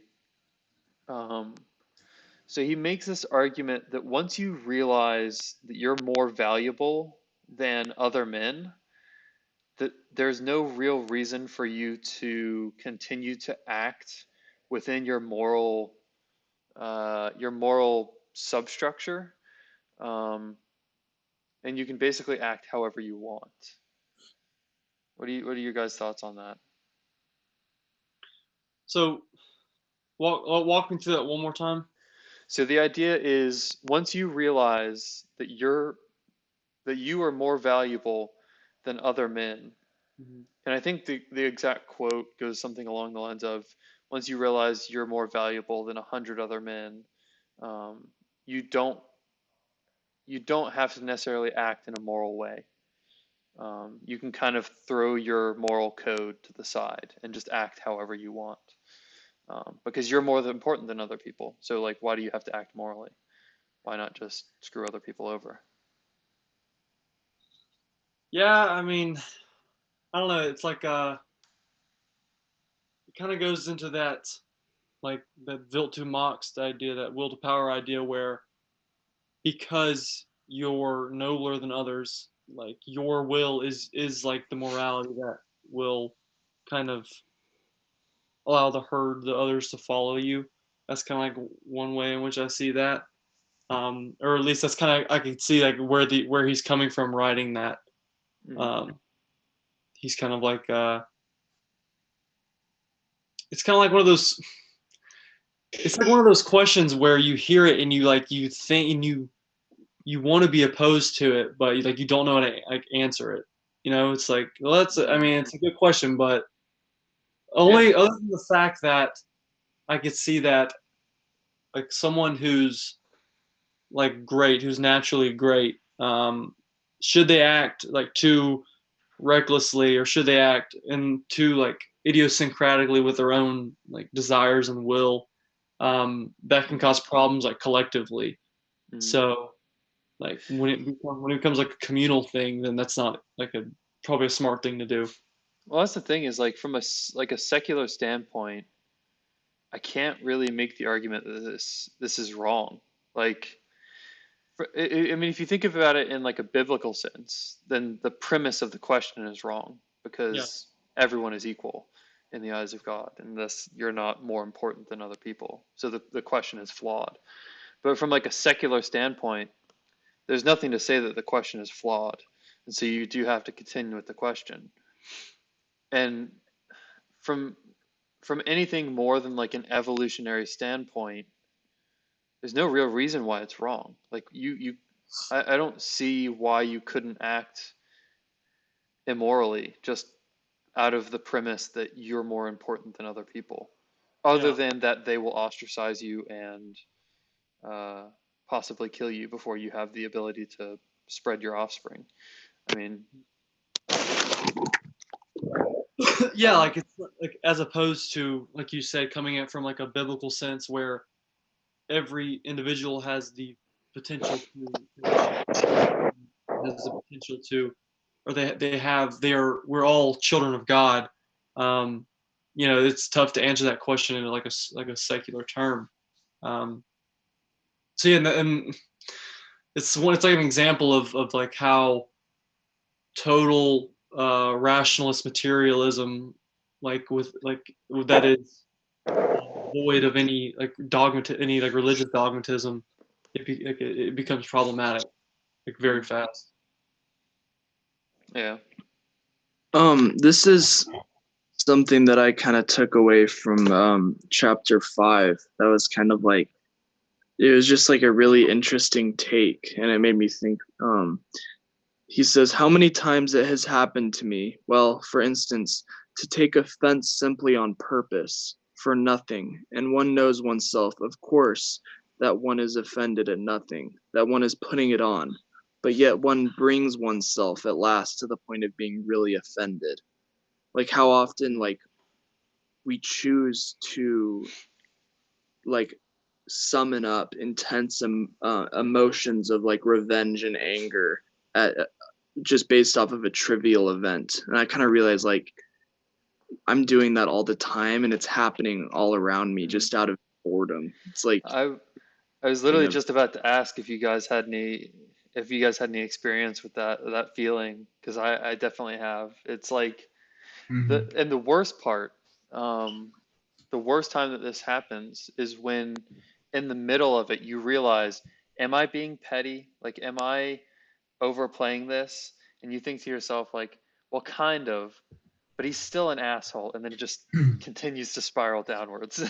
Yeah, it reminds me of Jordan Peterson when good old JBP said that there's a video where he says that his psyche was split in two, and there was the guy who was saying the things that he was saying and doing the things that he was doing, and then there was the observer who was saying, that's not true, you don't really know that. And I feel like that's a similar thing, and that's something I've experienced a lot. Like I'll be giving an opinion or acting as if I care about something so much, like I really care about some political issue that someone brings up. But then but in the back of my head, I'm thinking, I don't know what I'm talking about. Really give a fuck about this at all. Why am I wasting my time and energy? But you do it anyways because you want to be something. You want to be something, and you want power. You what? You want power. It could be, yeah. Yeah, that's what in personally, I can't talk for anyone else, but that's what it's come down to in terms of contemplating this. It's like you wanna stick out as a phenomenon in someone else's consciousness, and you want to know that you're impacting them, and hopefully in a positive way. Well, and if you can make it so they're like jealous of you, and it's like this like really dark like urge you have to be important, to be and to be better than. Uh, I I think think that it's common, at least. I mean that is definitely a reason. I think another reason is sometimes out of fear, like the fear of Hmm. being ostracized. Sometimes you'll feel the need to say something.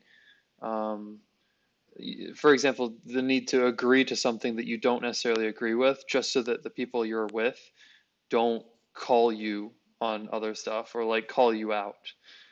Because being called out by a bunch of people is not a fun experience. Yeah. Um, Well, it's Mm. interesting that just to finish up this quote, like the other thing that he talks about slightly, and it's something that I've been noticing recently, is that people don't really like smart people in a typical mhm, social situation. Like I think the reason that we're all here like discussing these ideas right now is because in a normal like work setting or in like an average friendship, like you can't really just go off on like a philosophical like or psychological tangent. mm, It's not really like respect. Like you think that it'd be like, oh look, I'm smart, like I've worked to accumulate knowledge and to have um a mm. discussion on interesting ideas, but usually it's like the average person would just be like, dude, no one gives a fuck, like. Definitely. At my work, I have a couple of friends at work that like, I mean, I talk to about just about everything, but as soon as I try and bring up this stuff, they're like, nope, like stop. And I'm just like, okay, fine. And it and like sadly it kind of makes sense, because if you put yourself in their shoes, it's like if someone just brings up something that they're super interested in, that's not like a common interest, it's like kind of rude on a level. Mm. Yeah. um but then like from your own standpoint, it's like this is just like what I've found myself to be interested in. This is just like a hobby of mine, I guess. But like it's Well, you have to, like typically isn't like rewarded because it makes everyone else feel insecure. And I'm not like saying yeah. that like that like I'm smarter than the average person, but Mm. um, like the demonstration of intellect isn't rewarded. Well, and you have to try not to get resentful either, because there are often times where the group will talk about things that you aren't interested in. Yeah. And so you'll just kind of sit there silently, kind of working through it. And you just have, I mean, especially if you kind of had this mindset, you have to work on not being resentful about them not wanting to talk about what you want to talk about and just kind of ignoring your request. Well, and this is like this guy is an example of what becoming spiteful at that fact and putting yourself up on a pedestal that you haven't deserved, like where that will get you. Hmm. Where like Mm. you look down, it's like look at the masses, those stupid animals. And it's like horrible to think that you could reach that conclusion by thinking of yourself as like a higher intellect or as something special. Hmm. Like you want to really badly. Hmm. um Everyone kind of has like an impulse to separate themselves from like the gregarious masses, as Nietzsche would put it. But it's Hmm. like Nietzsche reached that same like he has like some of that inkling that this underground man has, in my opinion, Hmm. personally, of Oh, like. definitely. Nietzsche tends to talk of the collective as flies or insects or pests or that's generally how he describes the masses. And it's gross to think that like you also want to do that, of like it would feel really good to be elevated above crowds, Mm. but like Hmm. that's not a good road to go down, and you can see very quickly what kind of hellish mental state that gets you in when you attempt to do that. Hmm. I mean, you have to keep a humility about you when you're talking about these things, because if you Mhm. don't, you'll float off into space. Yeah. Um, Yeah, because that's like the extreme danger of something like a megalomania like that, is because it's more the fact that you can do serious damage to yourself, like psychically or physically or whatever it may be. Mostly like psychologically speaking here, because you're so distorted in terms of reality that you'll eventually come to like a hole where you won't know what to do. You'll come to that chasm, like an abyss, and you'll fall in, and you don't know how to get out. Yeah, and I think people do that even without like attempting to become like educated. I think they like just like the average person will attempt to frame their own consciousness in a way that makes them more important than the people around them, just to remain sane. Because if it's like this like fear that if you don't do that, then you matter very little, and it's like that's a really horrible feeling to have. So it's easier to put yourself up on a pedestal and make yourself feel more important than the people around you. Definitely. And then you can kind of like use philosophy or like even like a degree in college to like prove that to yourself almost. I don't know if you guys relate to that or anything, but like you can like do you know what I'm talking about? Yeah. I mean, luckily I've had enough counter examples to kind of prevent Yeah, me from doing that. Like I've met a lot of really, really smart people that do not have college degrees. And right, and that has really served to kind of counteract the point that you kind of have to have that degree to be considered a smart person. Like I don't really look at labels or certificates or degrees as a measure of someone's intellect. And for the most part, I try to hold off on judging people until I absolutely have to.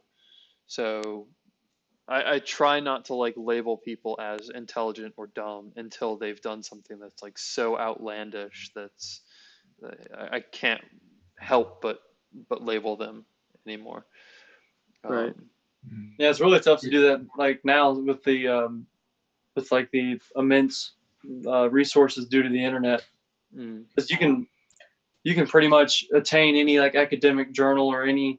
any information from a school that you can online. So it's Yeah, like the phenomenon of that's like really interesting. yeah, and you can see this from like a political sense too. Like it's really hard not to label your political opposition as an idiot. Like it's really hard not to do that. Like it's taken me a lot of thinking about it to be like, well, they don't necessarily have malicious aims. Maybe Yeah. they're just trying to be good people. Maybe they're just going about it the wrong way. Well, Jonathan Haidt in his like he had a talk with London Real where he talked about this where people will like make their decisions, but they'll do so in favor of like their original political stance. So their perceptions are shaped on like how they identify politically or whether or not some policy or whatever identifies with where they stand on that spectrum. And Mhm. he like advocates for just assessing the problem in general and coming at it as something like greater or like beyond something political, coming at it just from a general like dilemma or something like a general like issue, whether morally or um, socially or whatever it may be, and then coming to like through like just an assessment of what it is, then you can kind of come to terms of so what it is. Yeah. So do you guys think that the underground man is a superior intellect? Like, do you think he's like as smart as he takes himself to be? I Is that what think I'm aiming towards? I think he's a lot more. I think he's like most people. I Yeah. think most people have the tendency to rank themselves as more intelligent than others. I think isn't there's like a maybe I'm wrong about this, but I think the term for it's the Dunning-Kruger effect. It's like the idea Dude, that you're more intelligent than other people. yeah, I have the definition written down. That's what came to mind. The Oh, really? Yeah, it's the Dunning-Kruger effect and its antithesis, the let me find it here. There's the other aspect. Oh, it's the imposter syndrome, where people that actually have attained a state of like high education and high intellect, and they've objectively proved it to themselves through accomplishment in the world. They feel like an imposter, as if they're not really as like capable as as actually acting in the world has proved that they are. And then like the Dunning-Kruger effect is the opposite of that, where they think they have this amazing intellect or these amazing abilities, but like when presented in the world, the world quickly just shuts that down, and it's like you just keep going. Well, so if I had to like try and put this in concrete terms, I would say that the author, the fictional author, is probably very, very high in neuroticism, like incredibly high in neuroticism, very high in conscientiousness, and probably fairly high in intelligence, which on like the Big Five scale, intelligence doesn't necessarily map to IQ. It's more about your kind of willingness to learn or willingness to observe ideas. So I would say it's probably high on those three traits. Yeah, because there's two forms of openness. There's like openness to experience, and there's openness to ideas. So like one is like a more artistic domain. The other one's like a more purely like intellectual domain. So yeah, and then like the whole agreeable disagreeable thing, I feel like he'd be in a really weird place. So like in person, he's probably very agreeable. Like he probably doesn't do anything to like stand out or like piss people off, except for when he's being rude, which he described in chapter 1. But then when he gets home, he's probably very resentful because of his agreeableness. Yeah, this is kind of it's interesting to look at like you don't get very many examples of what a like a really horrible philosophic standpoint would look like. Like, what should you not be in the world? It's like, here's this, move away from that, probably. Well, so here's the bad part, or I guess the worst part, is that there's so much in this author that I see in myself that So I it's was just it's incredibly it's so disheartening, and but at the same time it's really nice in that it's forcing me to look in the mirror and like realize, okay, I need to like really need to get my shit together. Dude, yeah, it's interesting. I agree with that. Yeah, I don't know if you heard me, but I said that it's like as if your shadow wrote a book. Yeah. Yeah, if you read notes from your shadow, from the unconscious layer that wants to like pop out and think of itself as superior to the masses. Like I said, it's interesting because it almost presents this character is like what you're saying, like your personal shadow, but it also seems almost like a collective shadow, like a societal shadow, because he's addressing the language he uses. He says gentlemen. He's referring to many people. He's like addressing a society basically, and the fact that this guy lives in this little hole, where he doesn't communicate with others, essentially, it makes you wonder how many of these people are there, right? If this guy has found himself in this hole, how many people are there that we just don't know about? And it might be a lot, you know. Definitely. Which is a fortunate thought, but I think it's probably true. Yeah. So I actually kind of wanted to go back to chapter 4. And so he, in the analogy of the toothache, he says that there's 3 main expressions in the moans of the person with the toothache. The first one being the futility of the pain. So basically, the fact that there's nothing you can do about it and you just have to deal with it. It's just a law of nature. It's one of those walls that he describes. The second being that there are no enemies around, and thus you suffer almost as an act of God, which I think is pretty equally negative.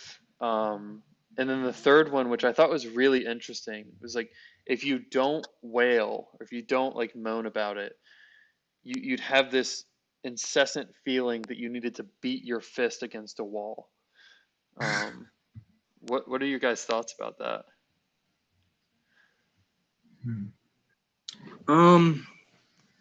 It's like it's almost like I always think about like our more like animalistic traits as people. Like we obviously have a superior intellect to animals. But that being said, you don't leave your animalistic characteristics at the door when you achieve that level. So like in nature, you would probably like have more pain. And if you did have intense pain, it's because like a predator was after you and you had to fight back.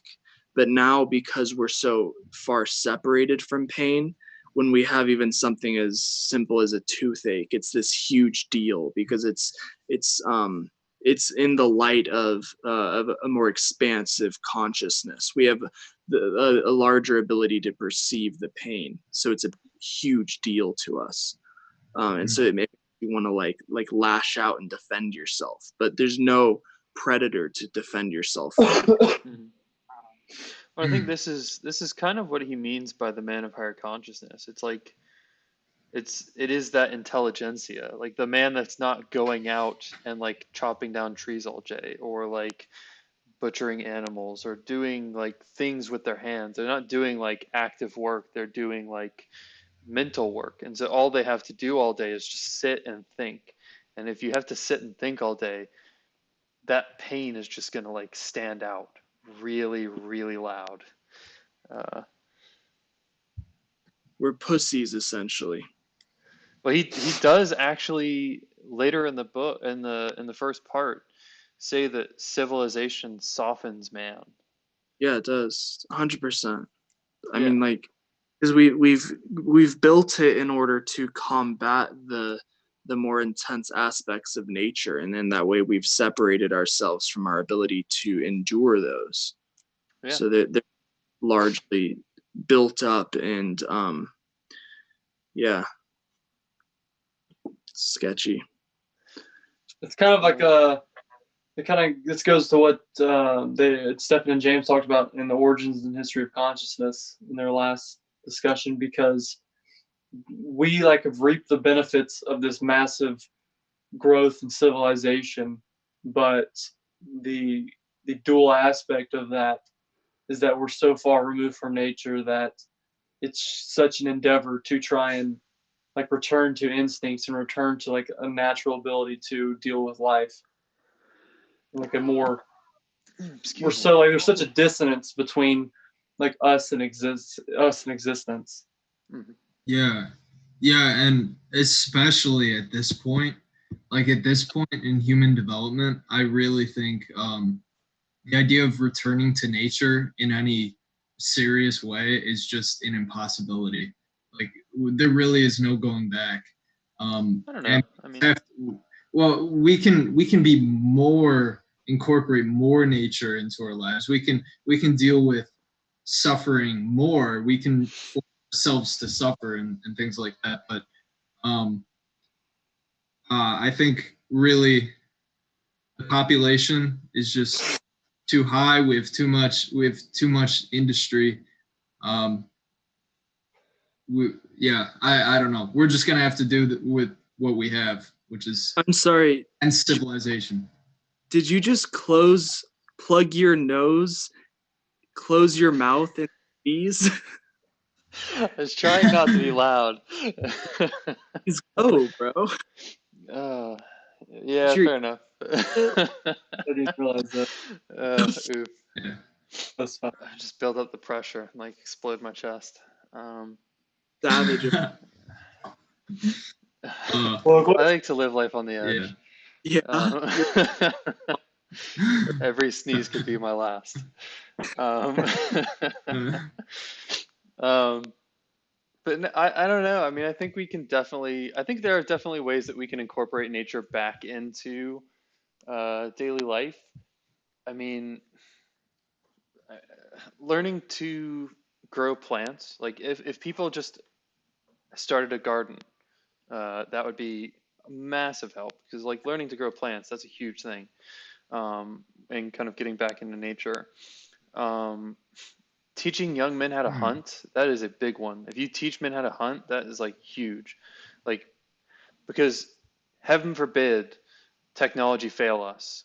We need to figure out, we need to, as a society, we need to remember how to hunt for food should Yeah. our means of getting that food fail. Basically, everything that you need to get back into nature is like, is kind of a failover for if technology fails us. Yeah. Well, like, yeah, just think about your basic low level, like physiological necessities of life. And if you like work from there, that's like one way. If you can understand how to meet those needs like self-sufficiently, then that's in one sense like becoming like incorporating more nature. If you know how to find your food, if you know how to procure clean water, if you know how to, shelter yourself from inclement weather, if you know how to keep yourself warm, you know, like those are very valuable. Yeah, I forget who it was that I was listening to talk about it, but he goes out and him and his kid had like they went through like the like survival training, and they just go out into nature with just like a tent and a knife, and and they just and for like 3 or 4 days just to like keep themselves like acclimated to that way of being in nature, and being able to survive just with that like with minimal needs. Like that's such a cool idea, because we're so far removed from like the ability to live in that harsh climate. That would be a neat thing to try, like a cool experiment to learn how to like reimburse your or re-immerse yourself in that in nature. Mhm. Yeah.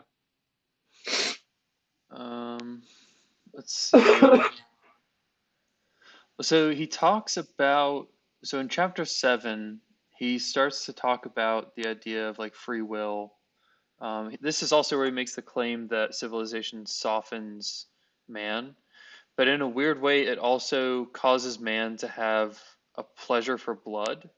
It makes them more bloodthirsty, and the example he gives is that it makes them more bloodthirsty than Attila and some Russian name is like Ramzan or something like that. I don't quite remember off the top of my head. Um, but I find that interesting. It's like how is that true? Because I guess there is murder. Like society has kind of driven us to murder in a sense. Because at least when it was very tribal, like at least when we were not civilizations but kind of like tribes, the bloodshed was out of kind of necessity of keeping your tribe alive.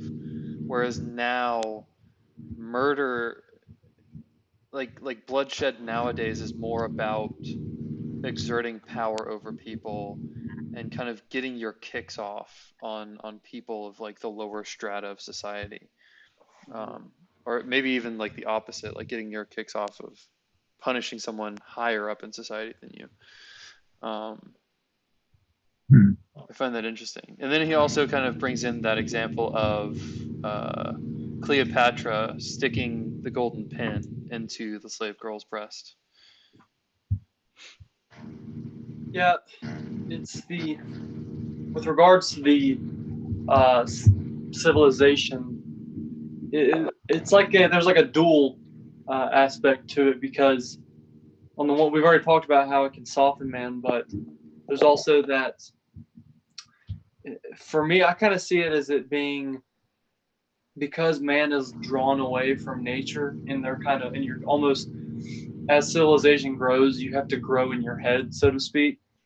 And there's a lot more potential for evil, I guess you could say, a lot more potential for like moral wrongdoing, because like moral wrongdoing and like evil and good and evil in itself, they're like aspects that are specific to consciousness, like to human consciousness, because like we can discern those things. And so it's like as he's saying, as man civilization develops, like that capacity develops because you're not in touch with like the natural order, I guess. Like you're out of your body, so to speak. That's like where my mind goes. Okay. Yeah, I guess that makes sense. I think it does kind of tie in with his idea that things are kind of more secure in a sense. So like civilization causes things to be more stable, and so you don't have that kind of getting away from boredom that you do in the natural world.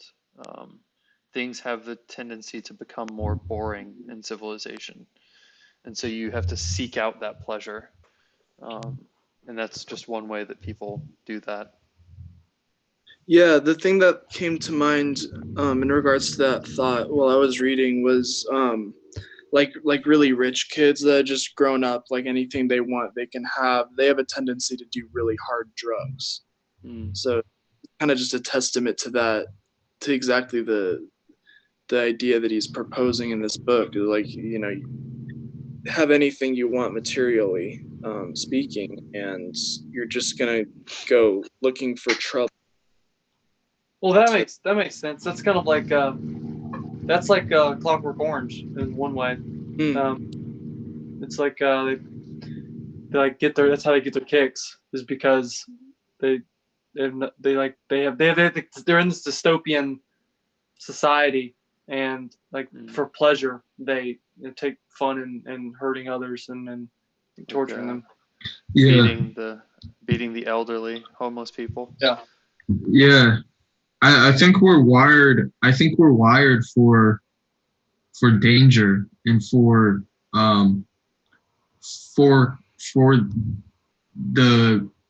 the struggle in nature. You know, we're not really wired for comfort, and so when we have all the comfort we could want, we don't really know how to react to that, and so we just fuck things up. Yeah, you know, because we want something interesting to happen. Yeah, and that's I think people do prefer fear and danger, which is exciting, to just stasis and boredom, which is absolutely against what we are. Well, this ties perfectly into the quote.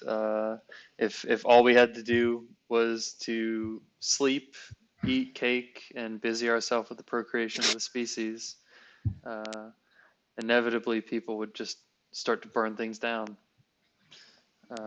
Yeah, I think so. Which we want strife, you know. Yeah, we want something more than just being bored all the time. Can't really. It's not like a. I thought about this the other day because, you know, you think, oh well, suffering is a part of consciousness, and therefore we must, you know, accept suffering, and like we actually enjoy suffering, but it's not like enjoy in the same sense as like you enjoy well-being. And he talks about this, like it's not obvious that you always want well-being. So like in an emotional aspect, you know, when you say like to like take on suffering, it's more towards you're moving more towards like something whole, which doesn't imply that it's like joyful. So, and that's like a really cool idea. So wait, so you're saying it's not necessarily that we like suffering itself, that we want suffering itself, but it's that we're trying to do things that will improve us, will improve ourselves in some way, and is that Yeah, it's Like yeah, we like want it's struggle. not. Yeah, we want to struggle, but it's not that we don't like necessarily enjoy the struggle in the moment, but like we know we need it. If that okay? and you Yeah. like you know that it's necessary. I mean, I think his take on that is a bit more negative than yours. I think he does attribute, I think that he does kind of say that people enjoy suffering for suffering, not necessarily for the fact that it's preceded or followed by pleasure. I think Isn't that a sorry, but isn't that a total contradiction? Like to me, it just seems like contradiction that anyone could enjoy suffering. Because Yeah. I mean, not I by mean, definition. think of the idea of the toothache. The pleasure you derive from the toothache, which is suffering, is the fact that you can spread that suffering to other people. Mm. That's part of the I pleasure you see. can get from that. I see. So it's not necessarily the suffering or the pain itself, but some pleasure that comes along with that. Yeah, I mean, I'm not saying that you necessarily enjoy the suffering for itself. You would enjoy the suffering for the side effects that it brings. Yeah. I guess. The that comes to mind is like being a kid and being in football and kind of like showing off like the bruises on your arm to your friends. Like, look what, like, I'm a badass. Like, I went out and I really did like some damage out there. Like, look how tough I am. I can withstand this. Like, that's kind of an example of what he's talking about, maybe. Yeah.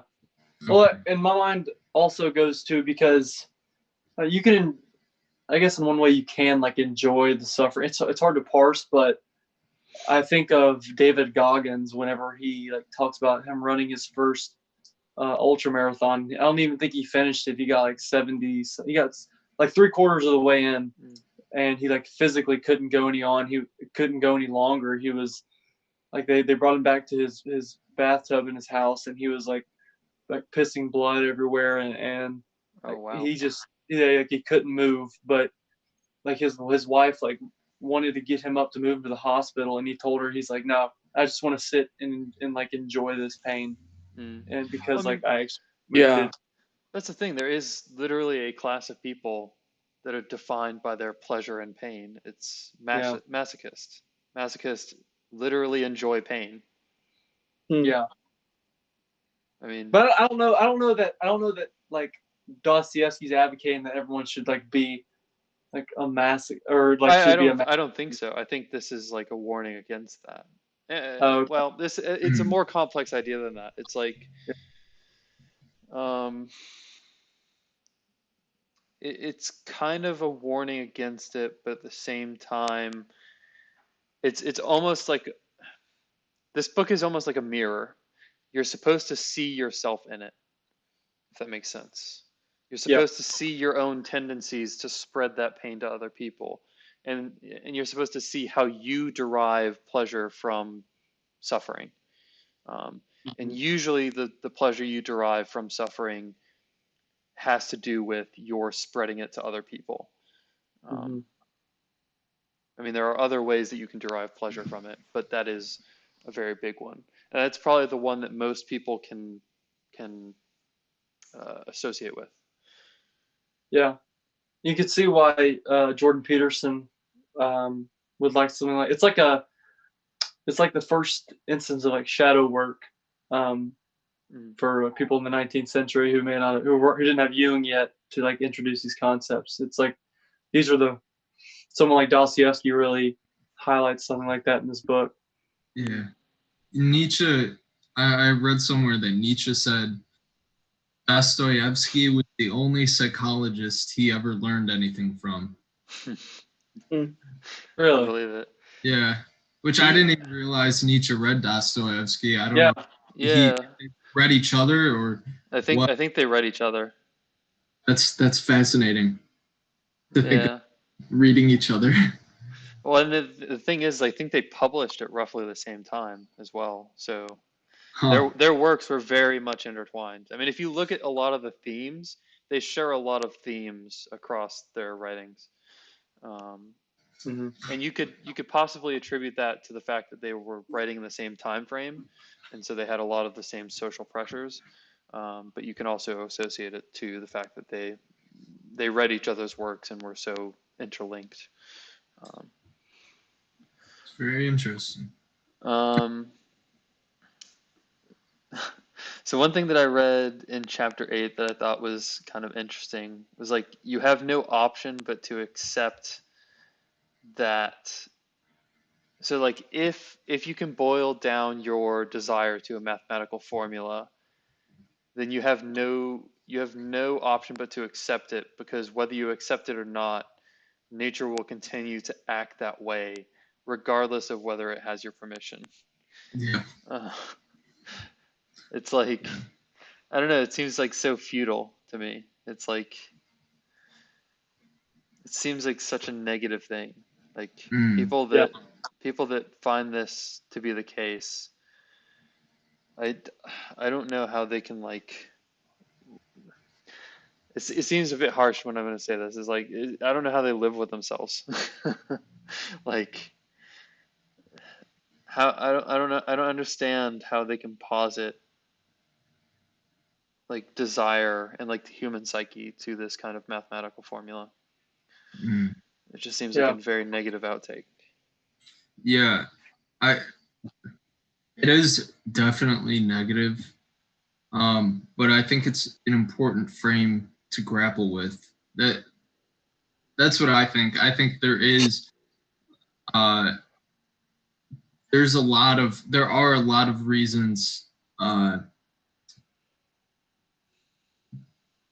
lot of reasons that someone might become very resentful um and feel like a victim of life rather than an actor or a force in life.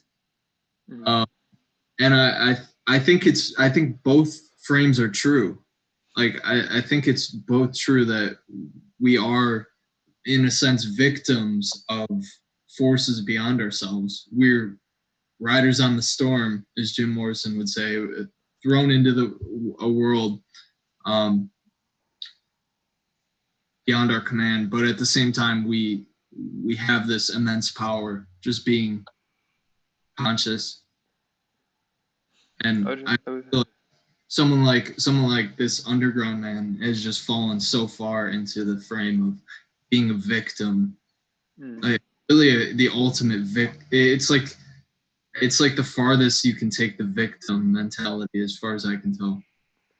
It's like I'm a victim of life itself. I have no control over it. Yeah. Well, it's interesting because it is in that he's a victim of life, but it's weird because usually you see the victim culture kind of presented as a person to person relationship. It's not like life against humanity, which I do like his arguments here because it's based off of the hardship of life, not necessarily the hardship of social pressure, which a lot of modern, or I guess I should say postmodern, victimhood is based off of social pressure, not necessarily the hardship of life. They even go so far as to blame the hardship of life on social pressure, which I think is not only wrong, but it's also potentially harmful. Yeah. It's hilarious too. Um, let's see. Oh, so he talks about the idea of the man that lives an entire life of good behavior in order that he can display to others that they can live a life of virtue and moral or morality and like being good in a hard world. But then he says that usually later in their life they tend to go back on what they said and have a very harsh outcome on life, which I think is very interesting. Yeah. Uh, I, th- I guess if you're like a very agreeable person and you live in such a way that you're trying to live according to everyone else's will, that's exactly like that's how you'll live. You won't have any creative force that you bring into the world, anything that you desire, and so like the good behavior comes out of your like cohesion with the society, and Mm-hmm. so that out of that you become resentful later on in your life because you did not you did not act accordingly to how maybe you'd wanted to or how it in that present moment. So Mm-hmm. Yeah, I mean, I don't know. I think it depends on your motives, I guess. mhm. Because in a weird way, it seems like he's describing kind of a fairly vain man. It's like a person who's not doing good actions because it kind of comes from him. He's doing it in order to prove to others that they can do it. Um, so it's really not about himself; it's about others. And in a sense, I kind of agree with them. But I think if you switch that and say a man that does good things out of his own goodness, um, and shows the equal example, I don't think that that man would necessarily succumb to that kind of like self doubt at the end of his life. Yeah, yeah, that former example you gave was that's pretty spot on, I would say. Hmm. Let's see.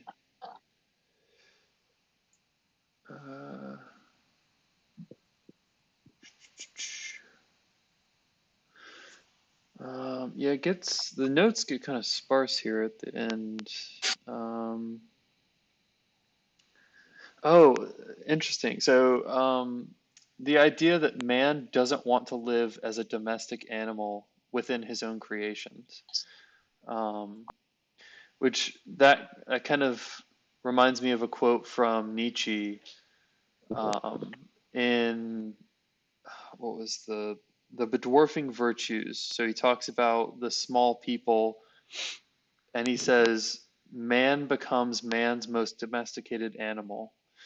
Um, and the idea is that like when you live in a civilization surrounded by this technology, you make yourself so docile and domesticated that you kind of lose in essence what made you a man in the first place, Hmm.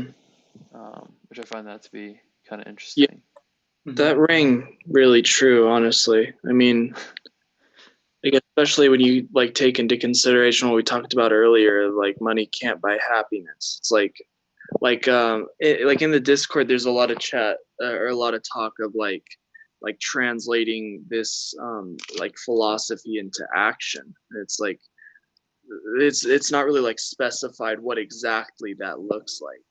Mm-hmm. This like the common goal in our civilization is get a 9 to 5, get a house, get a wife, and have kids. And it's like Mm-hmm. that's pretty easy to do. Like the average person can do that. Like, is there something more that we could do? Maybe like is there a higher purpose than living a domesticated life? Like, is there still adventure to be had? In Mm-hmm. my opinion, that's kind of what I strive towards. Like I'm not I don't think I'm gonna be content living a domesticated life. Mm. What do you? I mean, I agree with that. I mean, there's some credence to that because, like, funny enough, I watched a video about this last night. It was like a short, like 10-minute video, and it was a man basically asking, "Do you consider yourself to be a free man, or are you a slave to society?" And he made a lot of good points. It was like, if you fall for that social pressure, then really in reality you're not a free man because you're not making your own decisions. And then he kind of ascribed this negative feeling to what you described as like the 9 to 5 kind of way of living.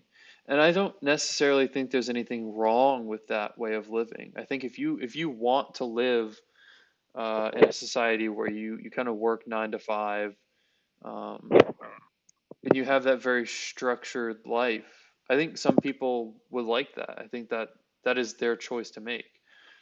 I kind of find that I would fall somewhere in between. Like I need enough structure that I can work with, but then I also like to operate on the edge enough that I kind of throw some chaos into it. Um, and so in that way, a lot of what was said rang true to me. I think that we are we are less free as a society than we think we are, but at the same time, uh, that is what some people want. And if they you can't force someone to want freedom in a sense. Yeah, it's yeah, because on one hand, it's kind of this is my ungrateful biped coming out. Is that Mm, like I mean, this is as good as it's been historically. Like this is the easiest it's been. This is the most comfort that we've had, and it's not much to. It's ungrateful for me to like throw away the prospect of a 9 to 5 and have a really good life. mm, But then the other part of me goes like, you should take advantage of the fact that this is the best it's ever been and try to turn your life into something truly meaningful and something more than just that. mm.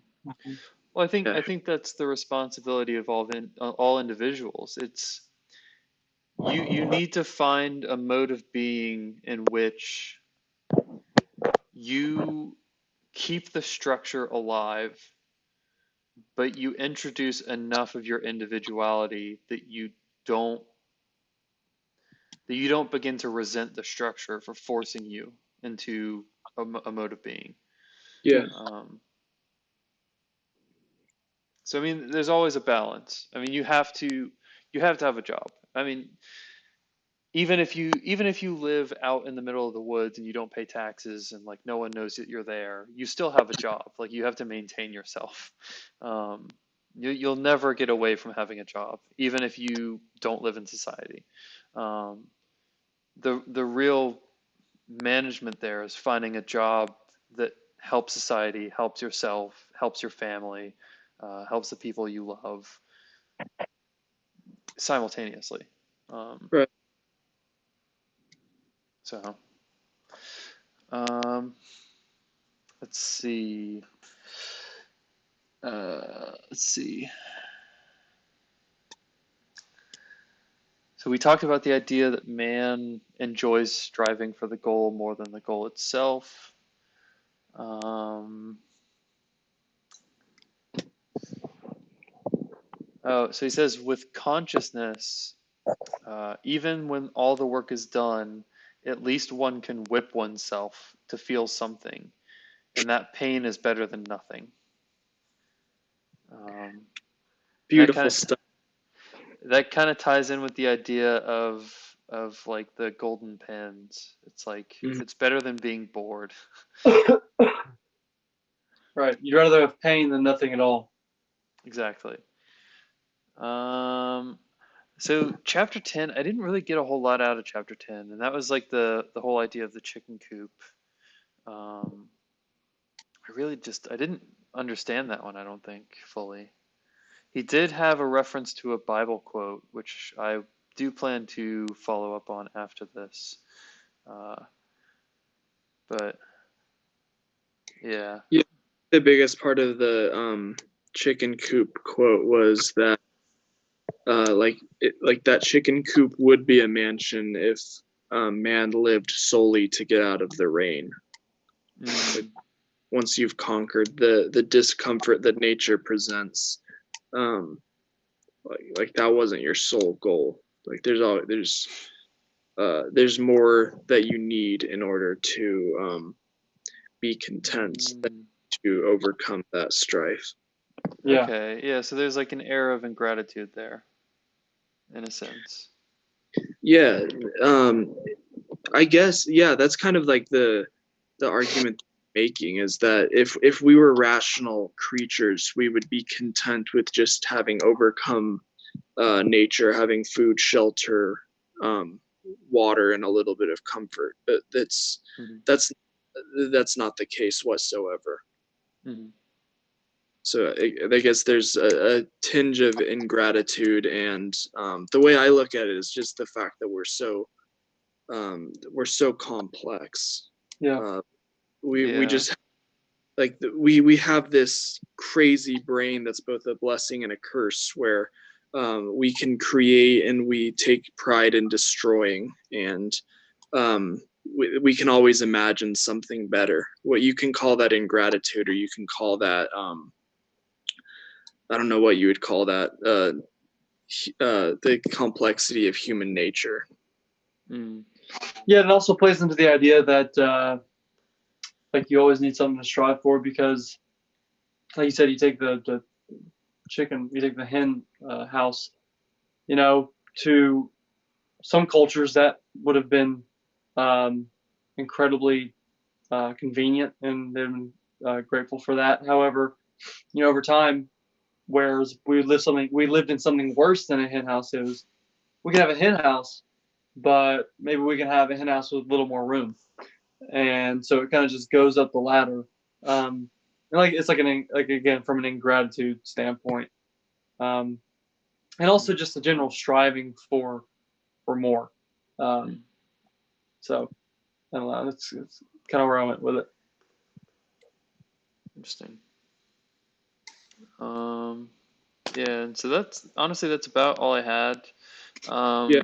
Chapter 11 is weird because he didn't really go into much. He just kind of explains his motivations for writing, which there are some interesting points in there, I guess. There's like one or two. It's like one was the idea that people are too scared to write down the absolute truths about their own lives. So like he posits the idea, and he actually takes this from a quote from another person, that there are no true autobiographies because any autobiography that's written is going to have some kind of lie in it to make themselves sound better. And so the idea that you could write a truthful autobiography,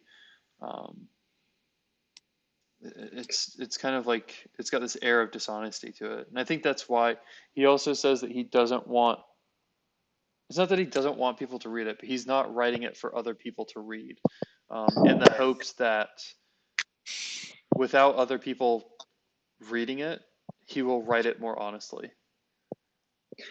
And coming at this after or from reading Jung, but it's also interesting to think of, well, should people write the absolute truth about themselves? Should they look into themselves so deeply that they find things that they may not be ready to discuss or to know about themselves? Because in Man and His Symbols, Carl Jung writes about an instance where he had a patient that he could see where his neurosis was coming from. He saw how he could solve the condition if he were to address this certain problem, but he saw that also that he wasn't ready for that confrontation yet. And so over time,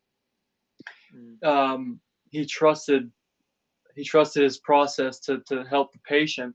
And then like 10 years down the road or something, the patient came back to Jung and said, well, I've always thought it was this problem. And he tells him what Jung knew all along, what he knew like was the problem.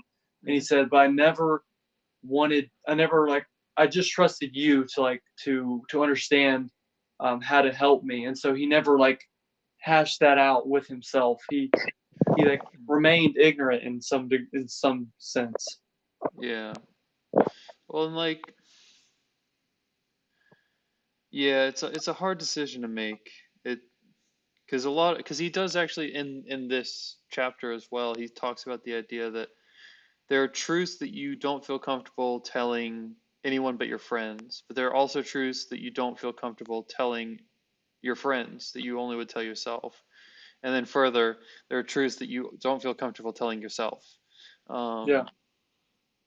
And I think that that's a perfectly plausible thing. I mean, I think there are lots of things that people don't tell themselves. I think a lot of people lie to themselves a lot. Yeah. And That's one and of I'm like not saying that I'm any better than that, because like I definitely do it, and I try not to, but at the same time, like, yeah. But that's one of the tough things about self-development in general is that you don't always know when you should stop, or not when you should stop, but like maybe look somewhere else or focus on something different, something maybe more practical. That well, I mean, well, definitely that's the thing is like, I don't know if it's necessarily a question of practicality. I mean, it could even just be like, are you ready for dealing with it? But then I guess you could potentially say it doesn't matter if you're ready for dealing with it. You need to deal with it, even if it means that you have to significantly change your personality to deal with it. Like sometimes that's just what you have to do. Because the example that you gave earlier was like the man came back to him 10 years later. Like, did he fix the problem? Was he ready at that point? I don't think people. It's kind of like this weird dilemma because it's the same thing in self help. Like a lot of people in self help will say if you wait until you're ready, you'll never jump. Mm-hmm. You just need to jump. You like it doesn't matter if you're ready or not. Just do it. And there is kind of some concern when you're talking about like doing that in a psychological sense because there are real dangers. But at the same time, if you wait until you're ready, you may never be ready, and then you're Yeah, just in constant fear and anger and hatred for your entire life because you refuse to jump. totally. Yeah, I mean the truth is not always like a pleasant thing to come to terms with, to say the least. Mm, definitely. Yeah. The truth hurts, man. Yeah. That's More true. often than not. Um, well, I think that's all that I had for the first part. Um, did you guys have anything else that you wanted to go over? No, I got through pretty much everything I got from the first part. Yeah, I would Nice. say so. We probably won't do the entirety of the second part next time. We'll probably stick to maybe splitting that second part into two parts because Yeah. it's about twice as long as the first part. But cool. Well, if you guys don't have anything else to do or to go over, we don't have any more questions in the stream chat. So I think we can call it a day. Okie doke. Well, you guys have a nice day. Thanks for Bye-bye. stopping by.